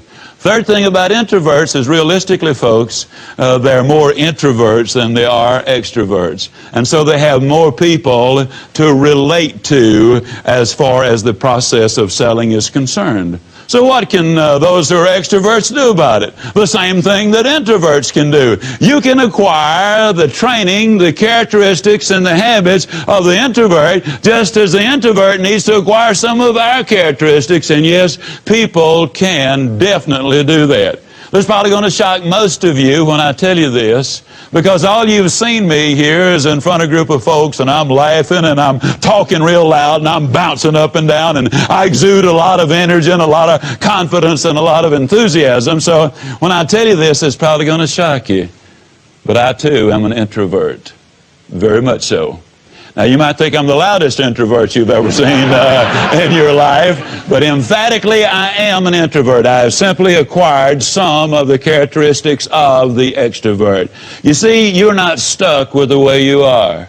One of the most exciting things I can tell you is that you can change. I can tell you that you're what you are and where you are because of what's gone into your mind. And you can change what you are and you can change where you are by changing what goes into your mind. And the beautiful thing about the profession of selling is you have an opportunity to be with and around the optimistic, the positive thinkers, the people who are encouraging and building you up and helping you to do more of the good things of life.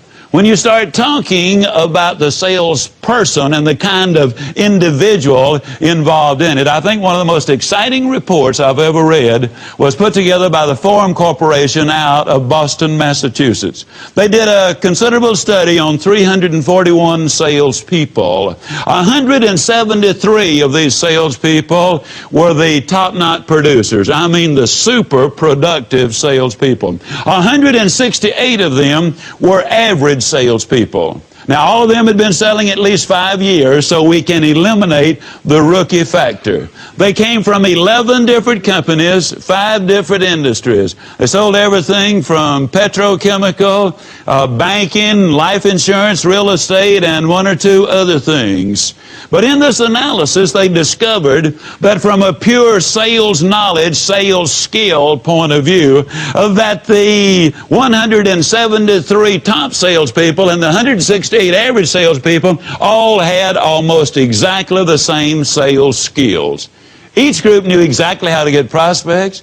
Each knew how to get appointments. Each knew how to demonstrate features and benefits. Each knew how to handle objections. Each knew how to close the sales. But there was a dramatic difference in the results because there was one factor that the super salespeople had, and that one factor that the other ones did not have in as large a quantity was this word called trust. Now, my selling friends, listen real good, as I often tell people, this is profound. What they found is this: people don't buy based on what you tell them. They do not buy based on what you show them. They do buy based on what you tell them and what you show them that they believe. Pure and simple, which they believe. Now the question is, who do they believe? It's an old-fashioned answer. They believe the good guys and the good gals. Those who are morally sound, who have honesty and character and integrity as the regular tools in their sales arsenal. You see, the most important part of the sales process is the salesperson. Very important. Now, you see, that kind of shoots the myth that a lot of people have about the salesperson. The career salesperson understands a lot of things. For example, we learn some things about human nature that helps us deal with our wives or our husbands or our children or our neighbors or somebody like that. For example, as salespeople, on occasion, we do have folks who are a little rude to us. How many of you have ever had a prospect who was rude? Maybe even mean, a little ornery? Would you believe downright nasty? Well, you see, one of the things, not often, fortunately, but it does happen. One of the things we as salespeople learn and understand is this. When somebody is mean and ugly to us, we learn to understand it is not because they want to hurt us, but rather it is because they themselves are hurting. And you see, once we understand that, then we can deal not only with them more effectively, but also with our families and our friends and those whom we love. I believe beyond any reasonable doubt that in America, if every policeman, if every politician, if every school teacher, if every civil service worker, if every individual on any kind of payroll anywhere, if they had to go to a real gung-ho sales meeting every Monday morning before they started walking their beat or delivering the mail or doing whatever job they do, I believe we would have an infinitely better, happier, more excited, producing America. How many of you would agree with that observation? Absolutely.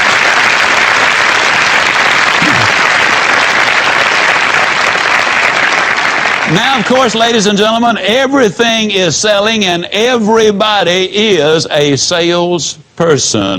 Whether you're a dentist, a doctor, a preacher, a teacher, a coach, a child, a music man, it doesn't make any difference what it is that you do. Everybody is a salesperson. Let me share a couple of examples with you of what I'm talking about. When I was between the 11th and 12th grades, during World War II, I went to junior college so I could pick up some extra classes so I could get in the Naval Air Corps. All right? Now, I had to pick up an extra course in history in order to graduate, and so I would be free then the following my senior year to take a lot of extra math and science. Well, I didn't want to take American history. What possible good is it going to do me, to learn something that happened 100 years ago or 200 years ago? But I had to learn it, so I was going to go in there, and I was at least going to pass, but don't think I'm going to try to remember it. I'll just transfer the knowledge from the teacher to my mind to the pad, and then I'll get out of there, and that'll end it. But the teacher threw me a curve. He was Coach Joby Harris at Hines Junior College in Jackson, Mississippi. And you're talking about a salesman, folks. He was a salesman. He spent that entire first period selling me on why I had to learn my history. He really put the story on me. He also sold me that as an individual, if I had any ability that permitted me to do more than support my family, that I had a moral obligation to my fellow human being and my community to donate some of my services for the betterment of mankind. I walked out of that classroom that day a history major. Only subject I made consistent A's in throughout the time I was in college. What I do today in all of the activities outside of my actual business was directly, emphatically influenced by that salesman, a school teacher, Coach Joby Harris. Everything is selling. I'll never forget when our second daughter was born. Our first child was 3 years old at the time. And I'd been out on the road not long after our baby came home from the hospital. I'd been out on the road and I got stuck. There was a snowstorm and I spent the night in a Greyhound bus, fortunately, on the side of the road. When I got in the next morning, I was exhausted. There was about 10 inches of snow on the ground, and I'd no sooner walked in and just had my top coat and my gloves and my hat off when the redhead said to me, "Well, honey, we got to go to the store. We need some things." So I reluctantly put all the gear back on, and my 3-year-old said, "Daddy, I want to go." And I said, oh, Susie, I said, the weather's too bad. It's too cold and wet, and I won't be gone long. But she said, Daddy, I'll be so lonely. I said, oh, Susie, you won't be lonely. I said, your mother's here, the maid's here, your baby sister is here. I said, you won't be lonely. She looked right at me and she said, but Daddy, I'll be lonely for you.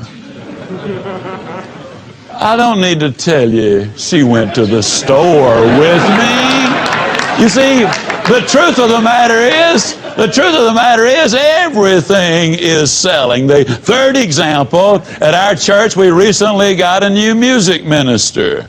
Now, please understand that I've got the kind of voice that prompted Mitch Miller to write me a personal letter asking me not even to bother to sing along with. And, I want you to understand it. My own children asked that I not sing in church. But last Sunday was our first Sunday, and this minister had the congregation so excited, he sold them so much on participating. Now, he knows his music too, but he had us so gung-ho that for the first time in my life, I actually enthusiastically got involved in the singing process.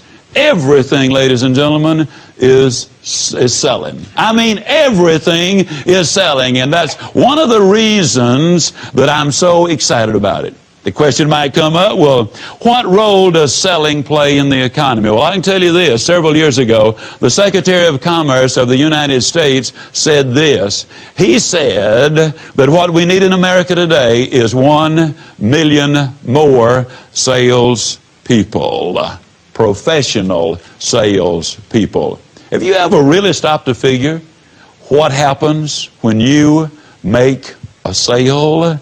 Now, when you make a sale, let me ask you, how many of you write your order on an order form or an order blank? Can I see your hands, please? Okay. Now, when you make that sale, do you understand, do you realize fully that the order pad you wrote it on did not start out as an order pad? It started out as a tree. And you're the person who paid those people who went out in the woods and cut that tree down when you got out there and made the sale. And then a whole bunch of people hauled that tree to the paper mill, and you're the person who paid those people to haul that tree to the paper mill when you got out there and made the sale. Now, in the paper mill, you see, there are hundreds of people manufacturing that tree and a paper, and you're the person who paid those people to manufacture that tree and a paper when you got out there and made the sale. But it goes so much further than that. You see, when you made a sale, you made a profit on that sale. And if you're lucky, your manager made a profit, and if you're real lucky, your company made a profit. That's the way you stay in business, you know. And so you take part of your profit, you go down to the store and you buy a can of beans. And in essence, the grocerman says, if you're going to buy my beans, I got to get some more. He goes to the wholesaler and said, need more beans. Wholesaler said, if you're going to buy my beans, I got to get some more. He goes to the canner and said, need more beans. Canner said, if you're going to buy my beans, I got to get some more. He goes to the farmer and said, need more beans. Farmer said, if you're going to buy my beans, I got to get some more.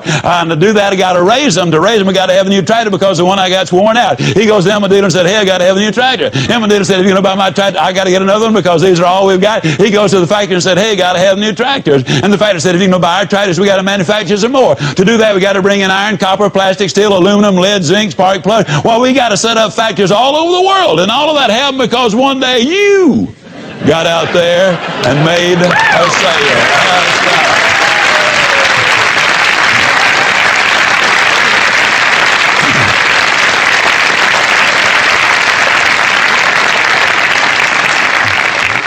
And that's what you ought to tell folks. Why am I excited about the profession of selling? I'm excited about the profession of selling, ladies and gentlemen, because, as I said earlier, I believe it is the most secure profession on the face of this earth. If my son were to come to me and say, Dad, I want to get into something that is absolutely secure, what would you suggest as being the most secure thing on in our country? Without hesitation, I would say, well, son, you ought to get in the world of selling. But suppose my son were to say to me, but wait a minute, Dad, don't most salespeople work on a commission? And I would say, yes, son, salespeople are just like everybody else. Everybody works on a commission.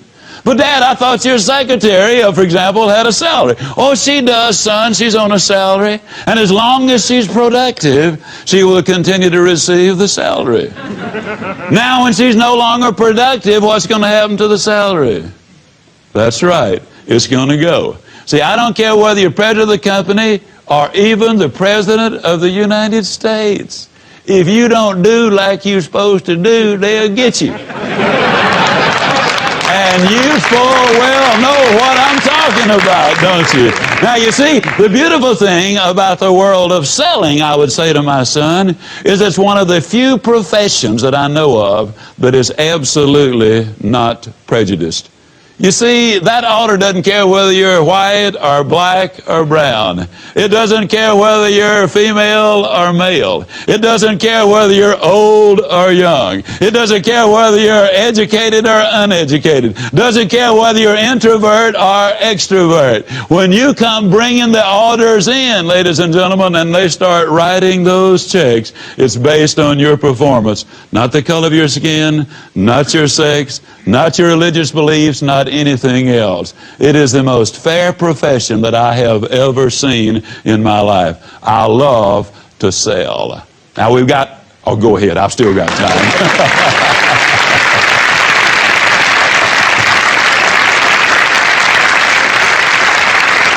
Now there's an awful lot of selling we still need to do. For example, in our society today, did you realize that 42% of the time spent on jobs is wasted?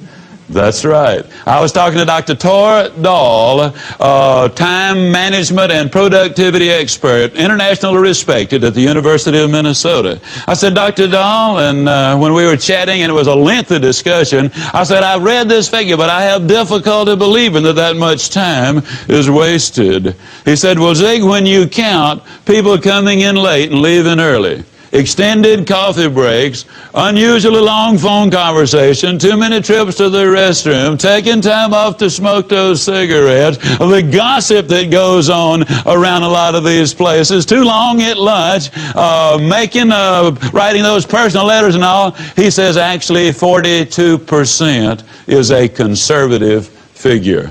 What we need to do, ladies and gentlemen, is sell everybody on doing their very best. When we sell that idea, I'll absolutely guarantee you the trade deficit will absolutely disappear.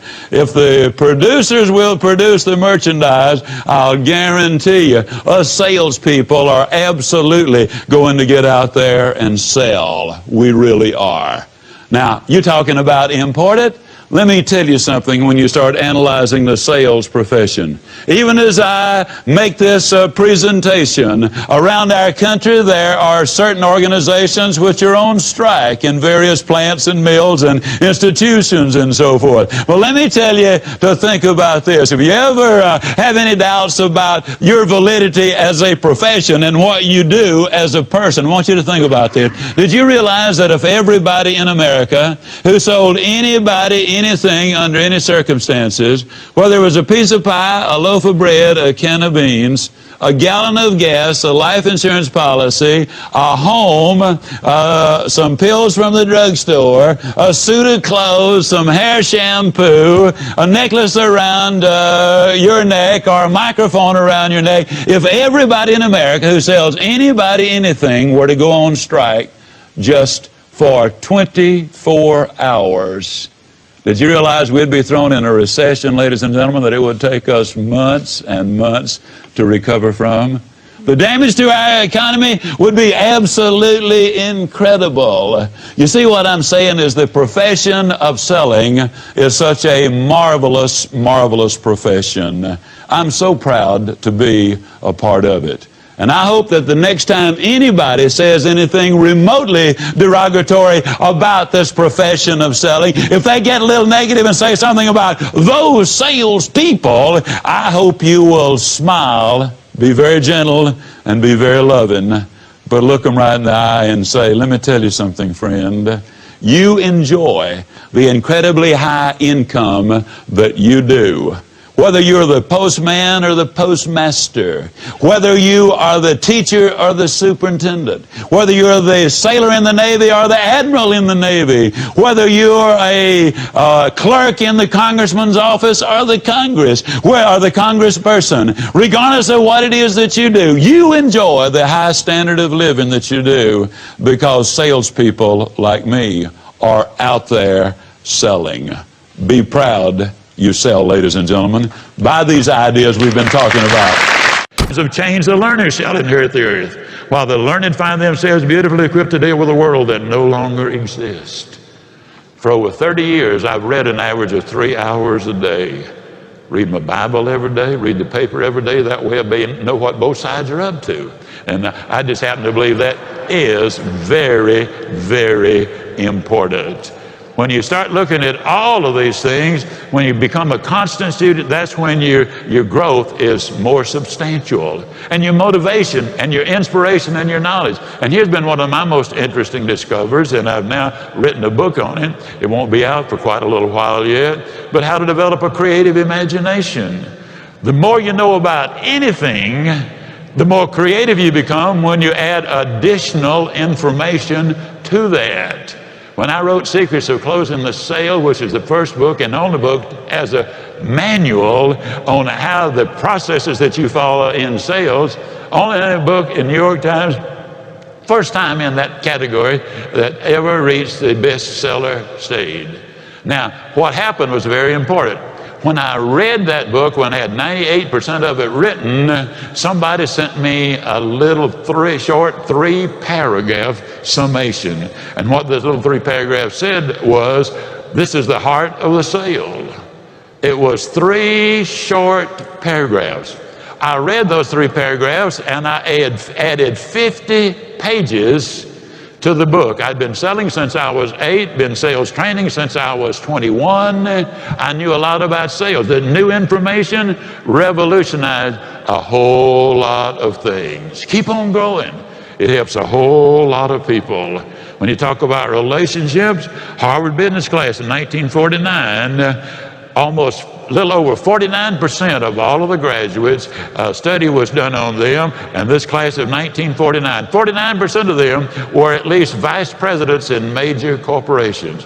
When asked how do they accounted for that, and CNN did a telecast on these men, they said, well, number one, our wives were supportive.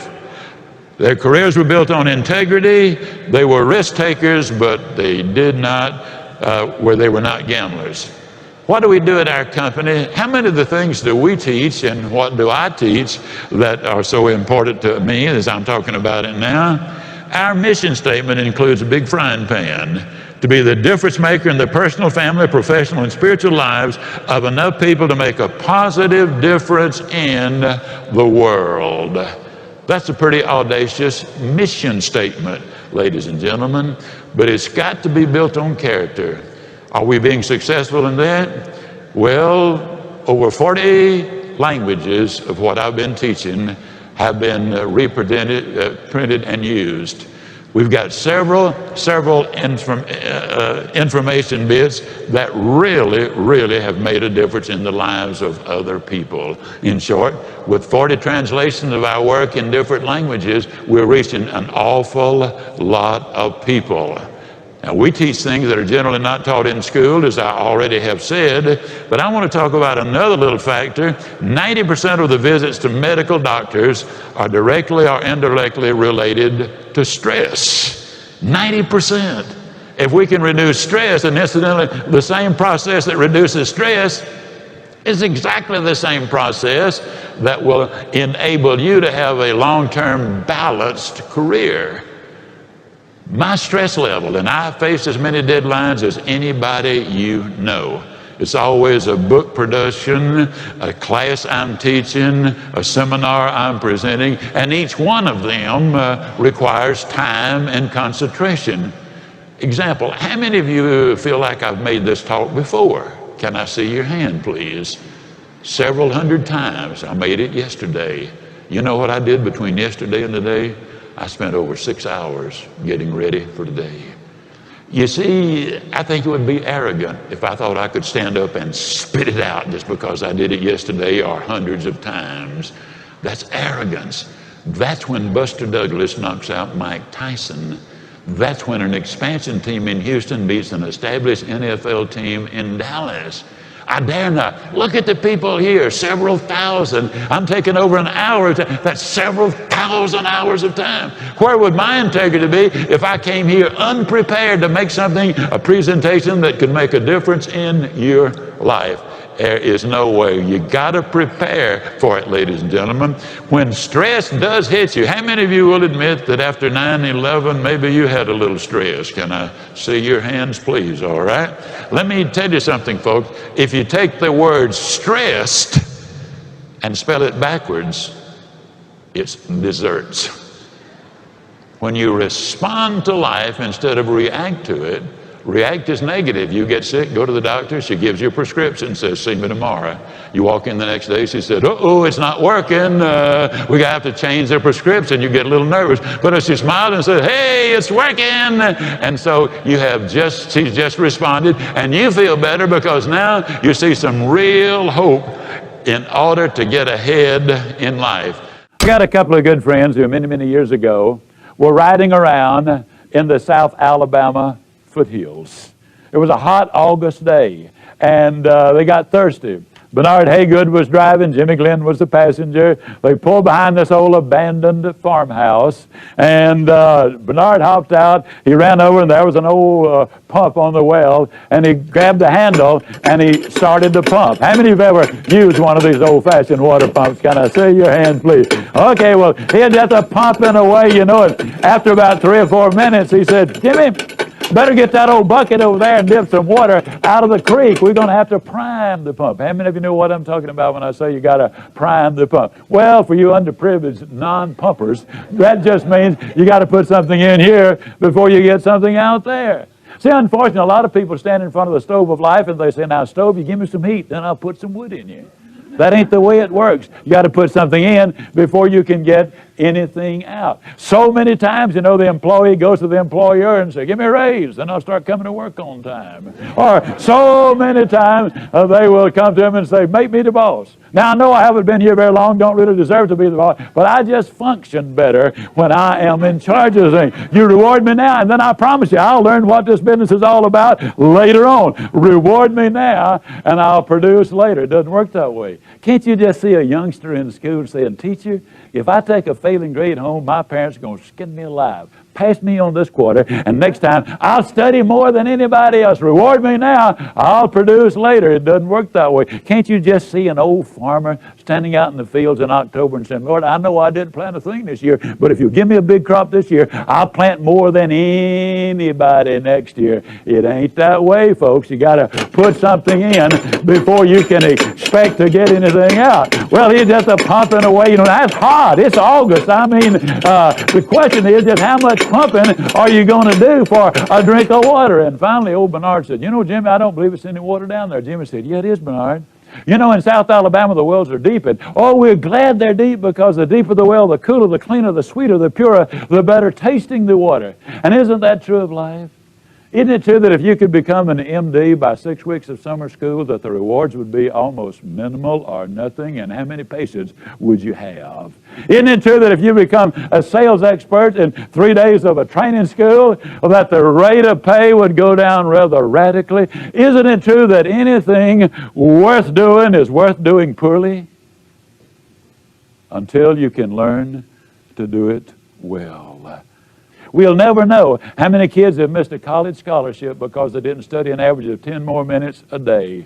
We will never know how we come so close to promotion, but we grew discouraged and quit too soon. We'll never know how much more success we would have had we just had a little more pumping in there, and pump and pump and pump and pump. Well, finally, old Bernard just got disgusted. He threw up his hand. He said, Jimmy, there's just no water down there. Jimmy said, don't stop, Bernard. Don't stop. If you stop, the water's going to go all the way back down, and then you're going to have to start all over.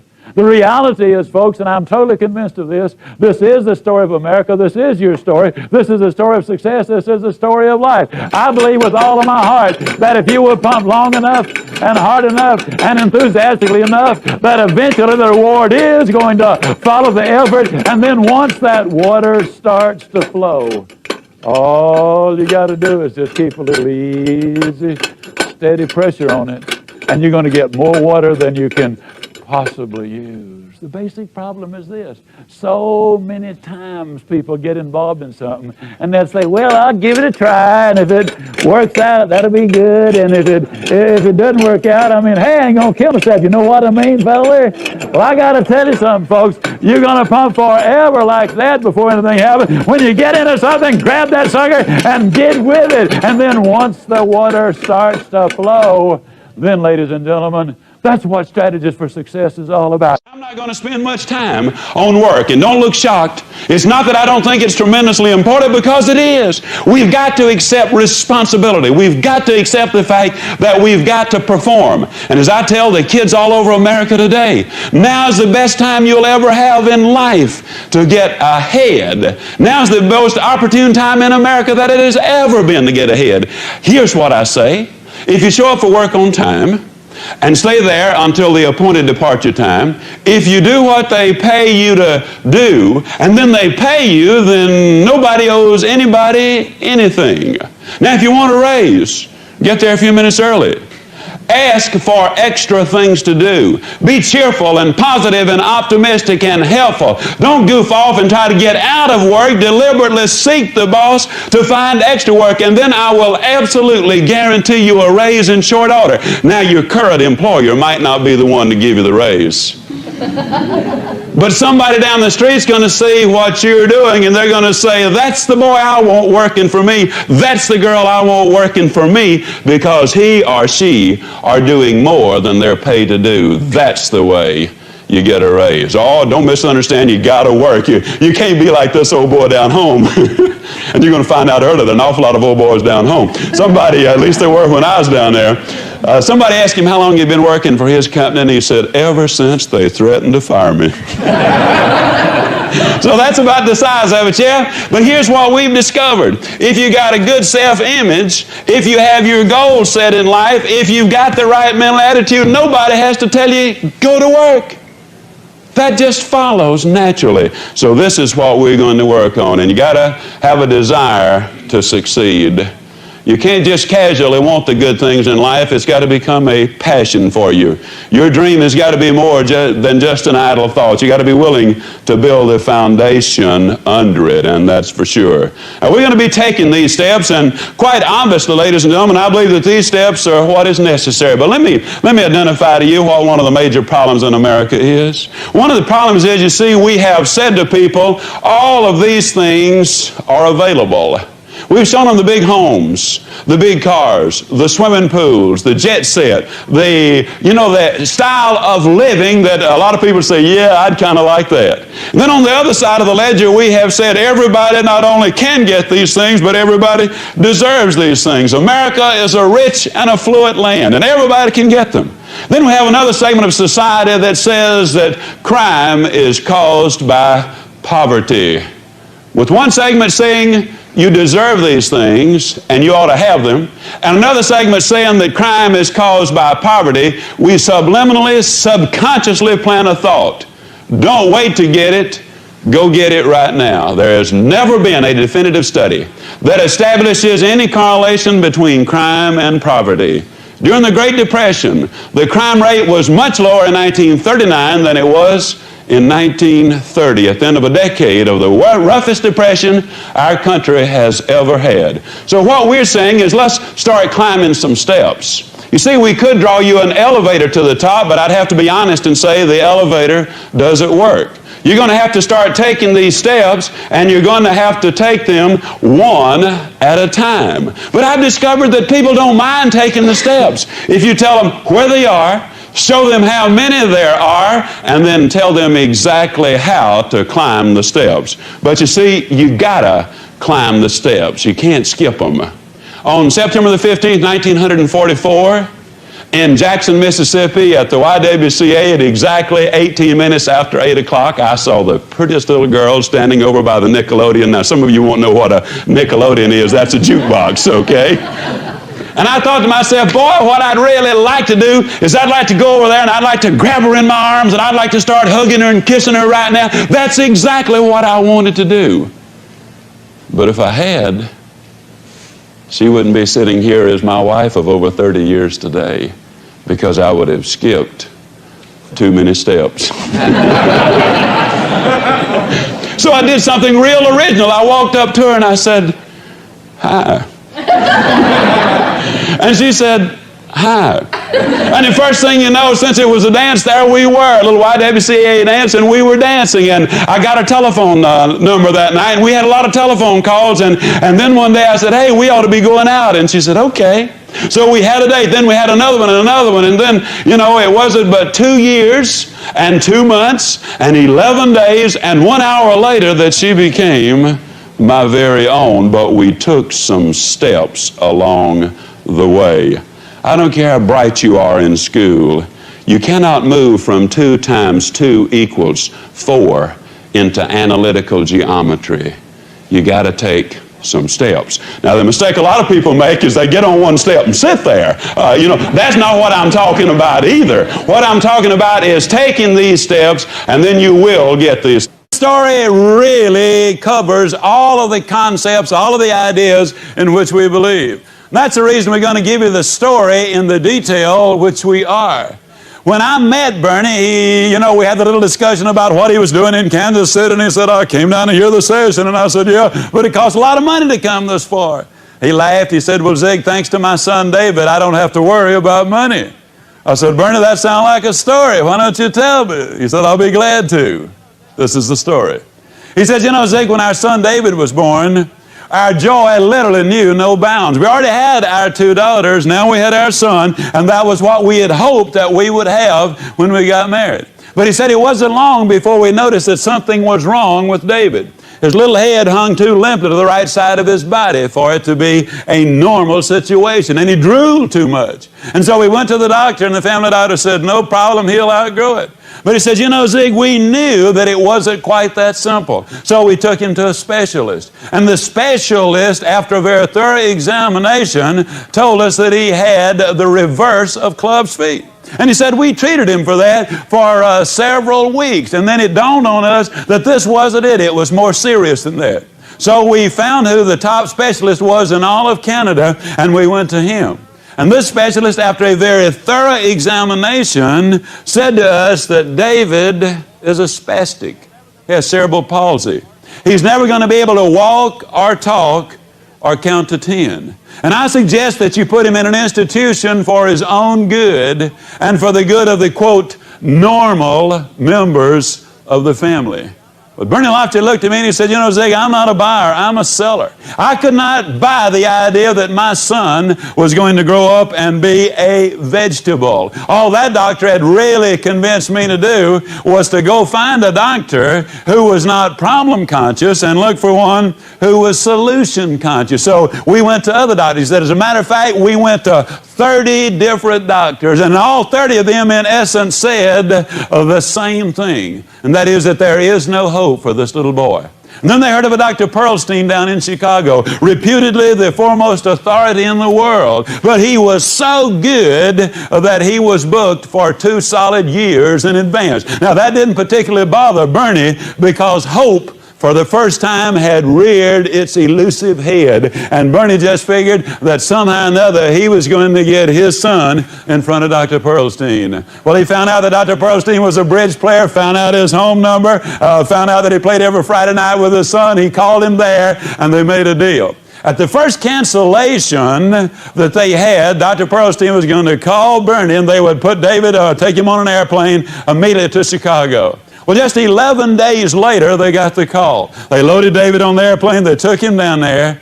And Dr. Pearlstein gave him easily the most thorough examination, I believe, that any child has ever had. When the examination was all over, he said to Bernie, this boy is a spastic. He has cerebral palsy. He will never be able to walk or to talk or count to 10 if you listen to the prophets of doom. But he said, I want you to know that I am not problem conscious. I want you to know that I am solution conscious. And I fervently believe there is something which can be done for David if you are willing to do your part. Well, rather obviously the Loftic said, Doctor, what is it you want us to do? Spell it out. And Dr. Pearlstein and his nurses spelled it out in minute detail. He said, first of all, you're going to have to work this little boy beyond all human endurance. Then you're going to have to work him some more. You're going to have to push him until he literally falls. And then you are going to have to push him some more. You've got to understand now that once you start this process, that there is no backing up or slowing down or staying away from it. This is a lifetime process, because if you ever discontinue this, then he will revert back to where he was before. One last thing. Don't let him see any other victims of cerebral palsy taking therapy. Because if he watches them take therapy, he will pick up the awkward, inadvertent movements they make, and subconsciously he will make them a part of his own movements. Bernie and Elaine left Chicago enormously excited because Dr. Pearlstein had given them extra hope. He had added believability to it. He had presented them with a plan.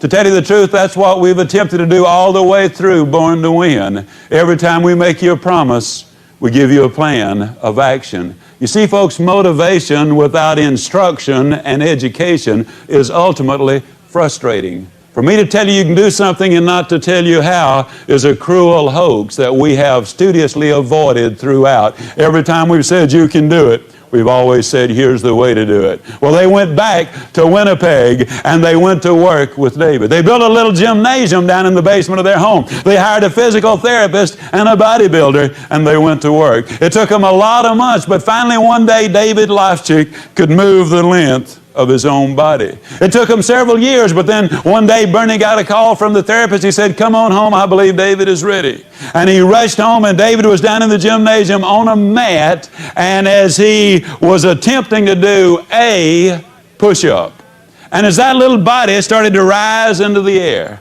the physical and emotional exertion was so great, there wasn't a dry inch of skin on that little body. And the mat appeared as if somebody had sprinkled it with water. When that one perfect push-up was completed, David and Bernie and Elaine and the therapist and the bodybuilder and the two sisters and the neighbors all broke down and shed those tears, which clearly say that happiness is not pleasure. Happiness is victory. No, you don't pay the price. You enjoy the benefits that Diane was so beautifully singing about. Now, the story is even more remarkable when you understand that one of America's leading universities had also examined David, and they said there are no motor connections to the right-hand side of his body. He has no sense of balance. He will never be able to swim or to skate or to ride a bicycle. He just simply will be different. It'll probably take him 2 years even to learn how to float.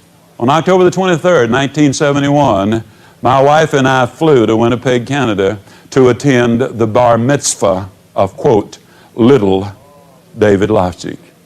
Oh, I wish the television cameras had been turned on then. I wish the movie cameras of the world had been there to have witnessed what we saw, especially since I'd been working with Bernie a couple of times each year between that first day back in 1965. And I'd watched David as he grew and as he made all of that progress. But this particular day, as this boy walked tall and straight and strong to the front of the synagogue, as he uttered those words that moved him into the manhood of the faith of his forefathers, knowing what I knew at that particular time, that he had already done as many as 1,100 push-ups in a single day, that he had run 6 miles nonstop, that he was shooting golf in the high 80s, that he was one of the best table tennis players in all of Winnipeg, Canada, that he was skating on the neighborhood hockey team, that he was running the wheels off his 4th bicycle.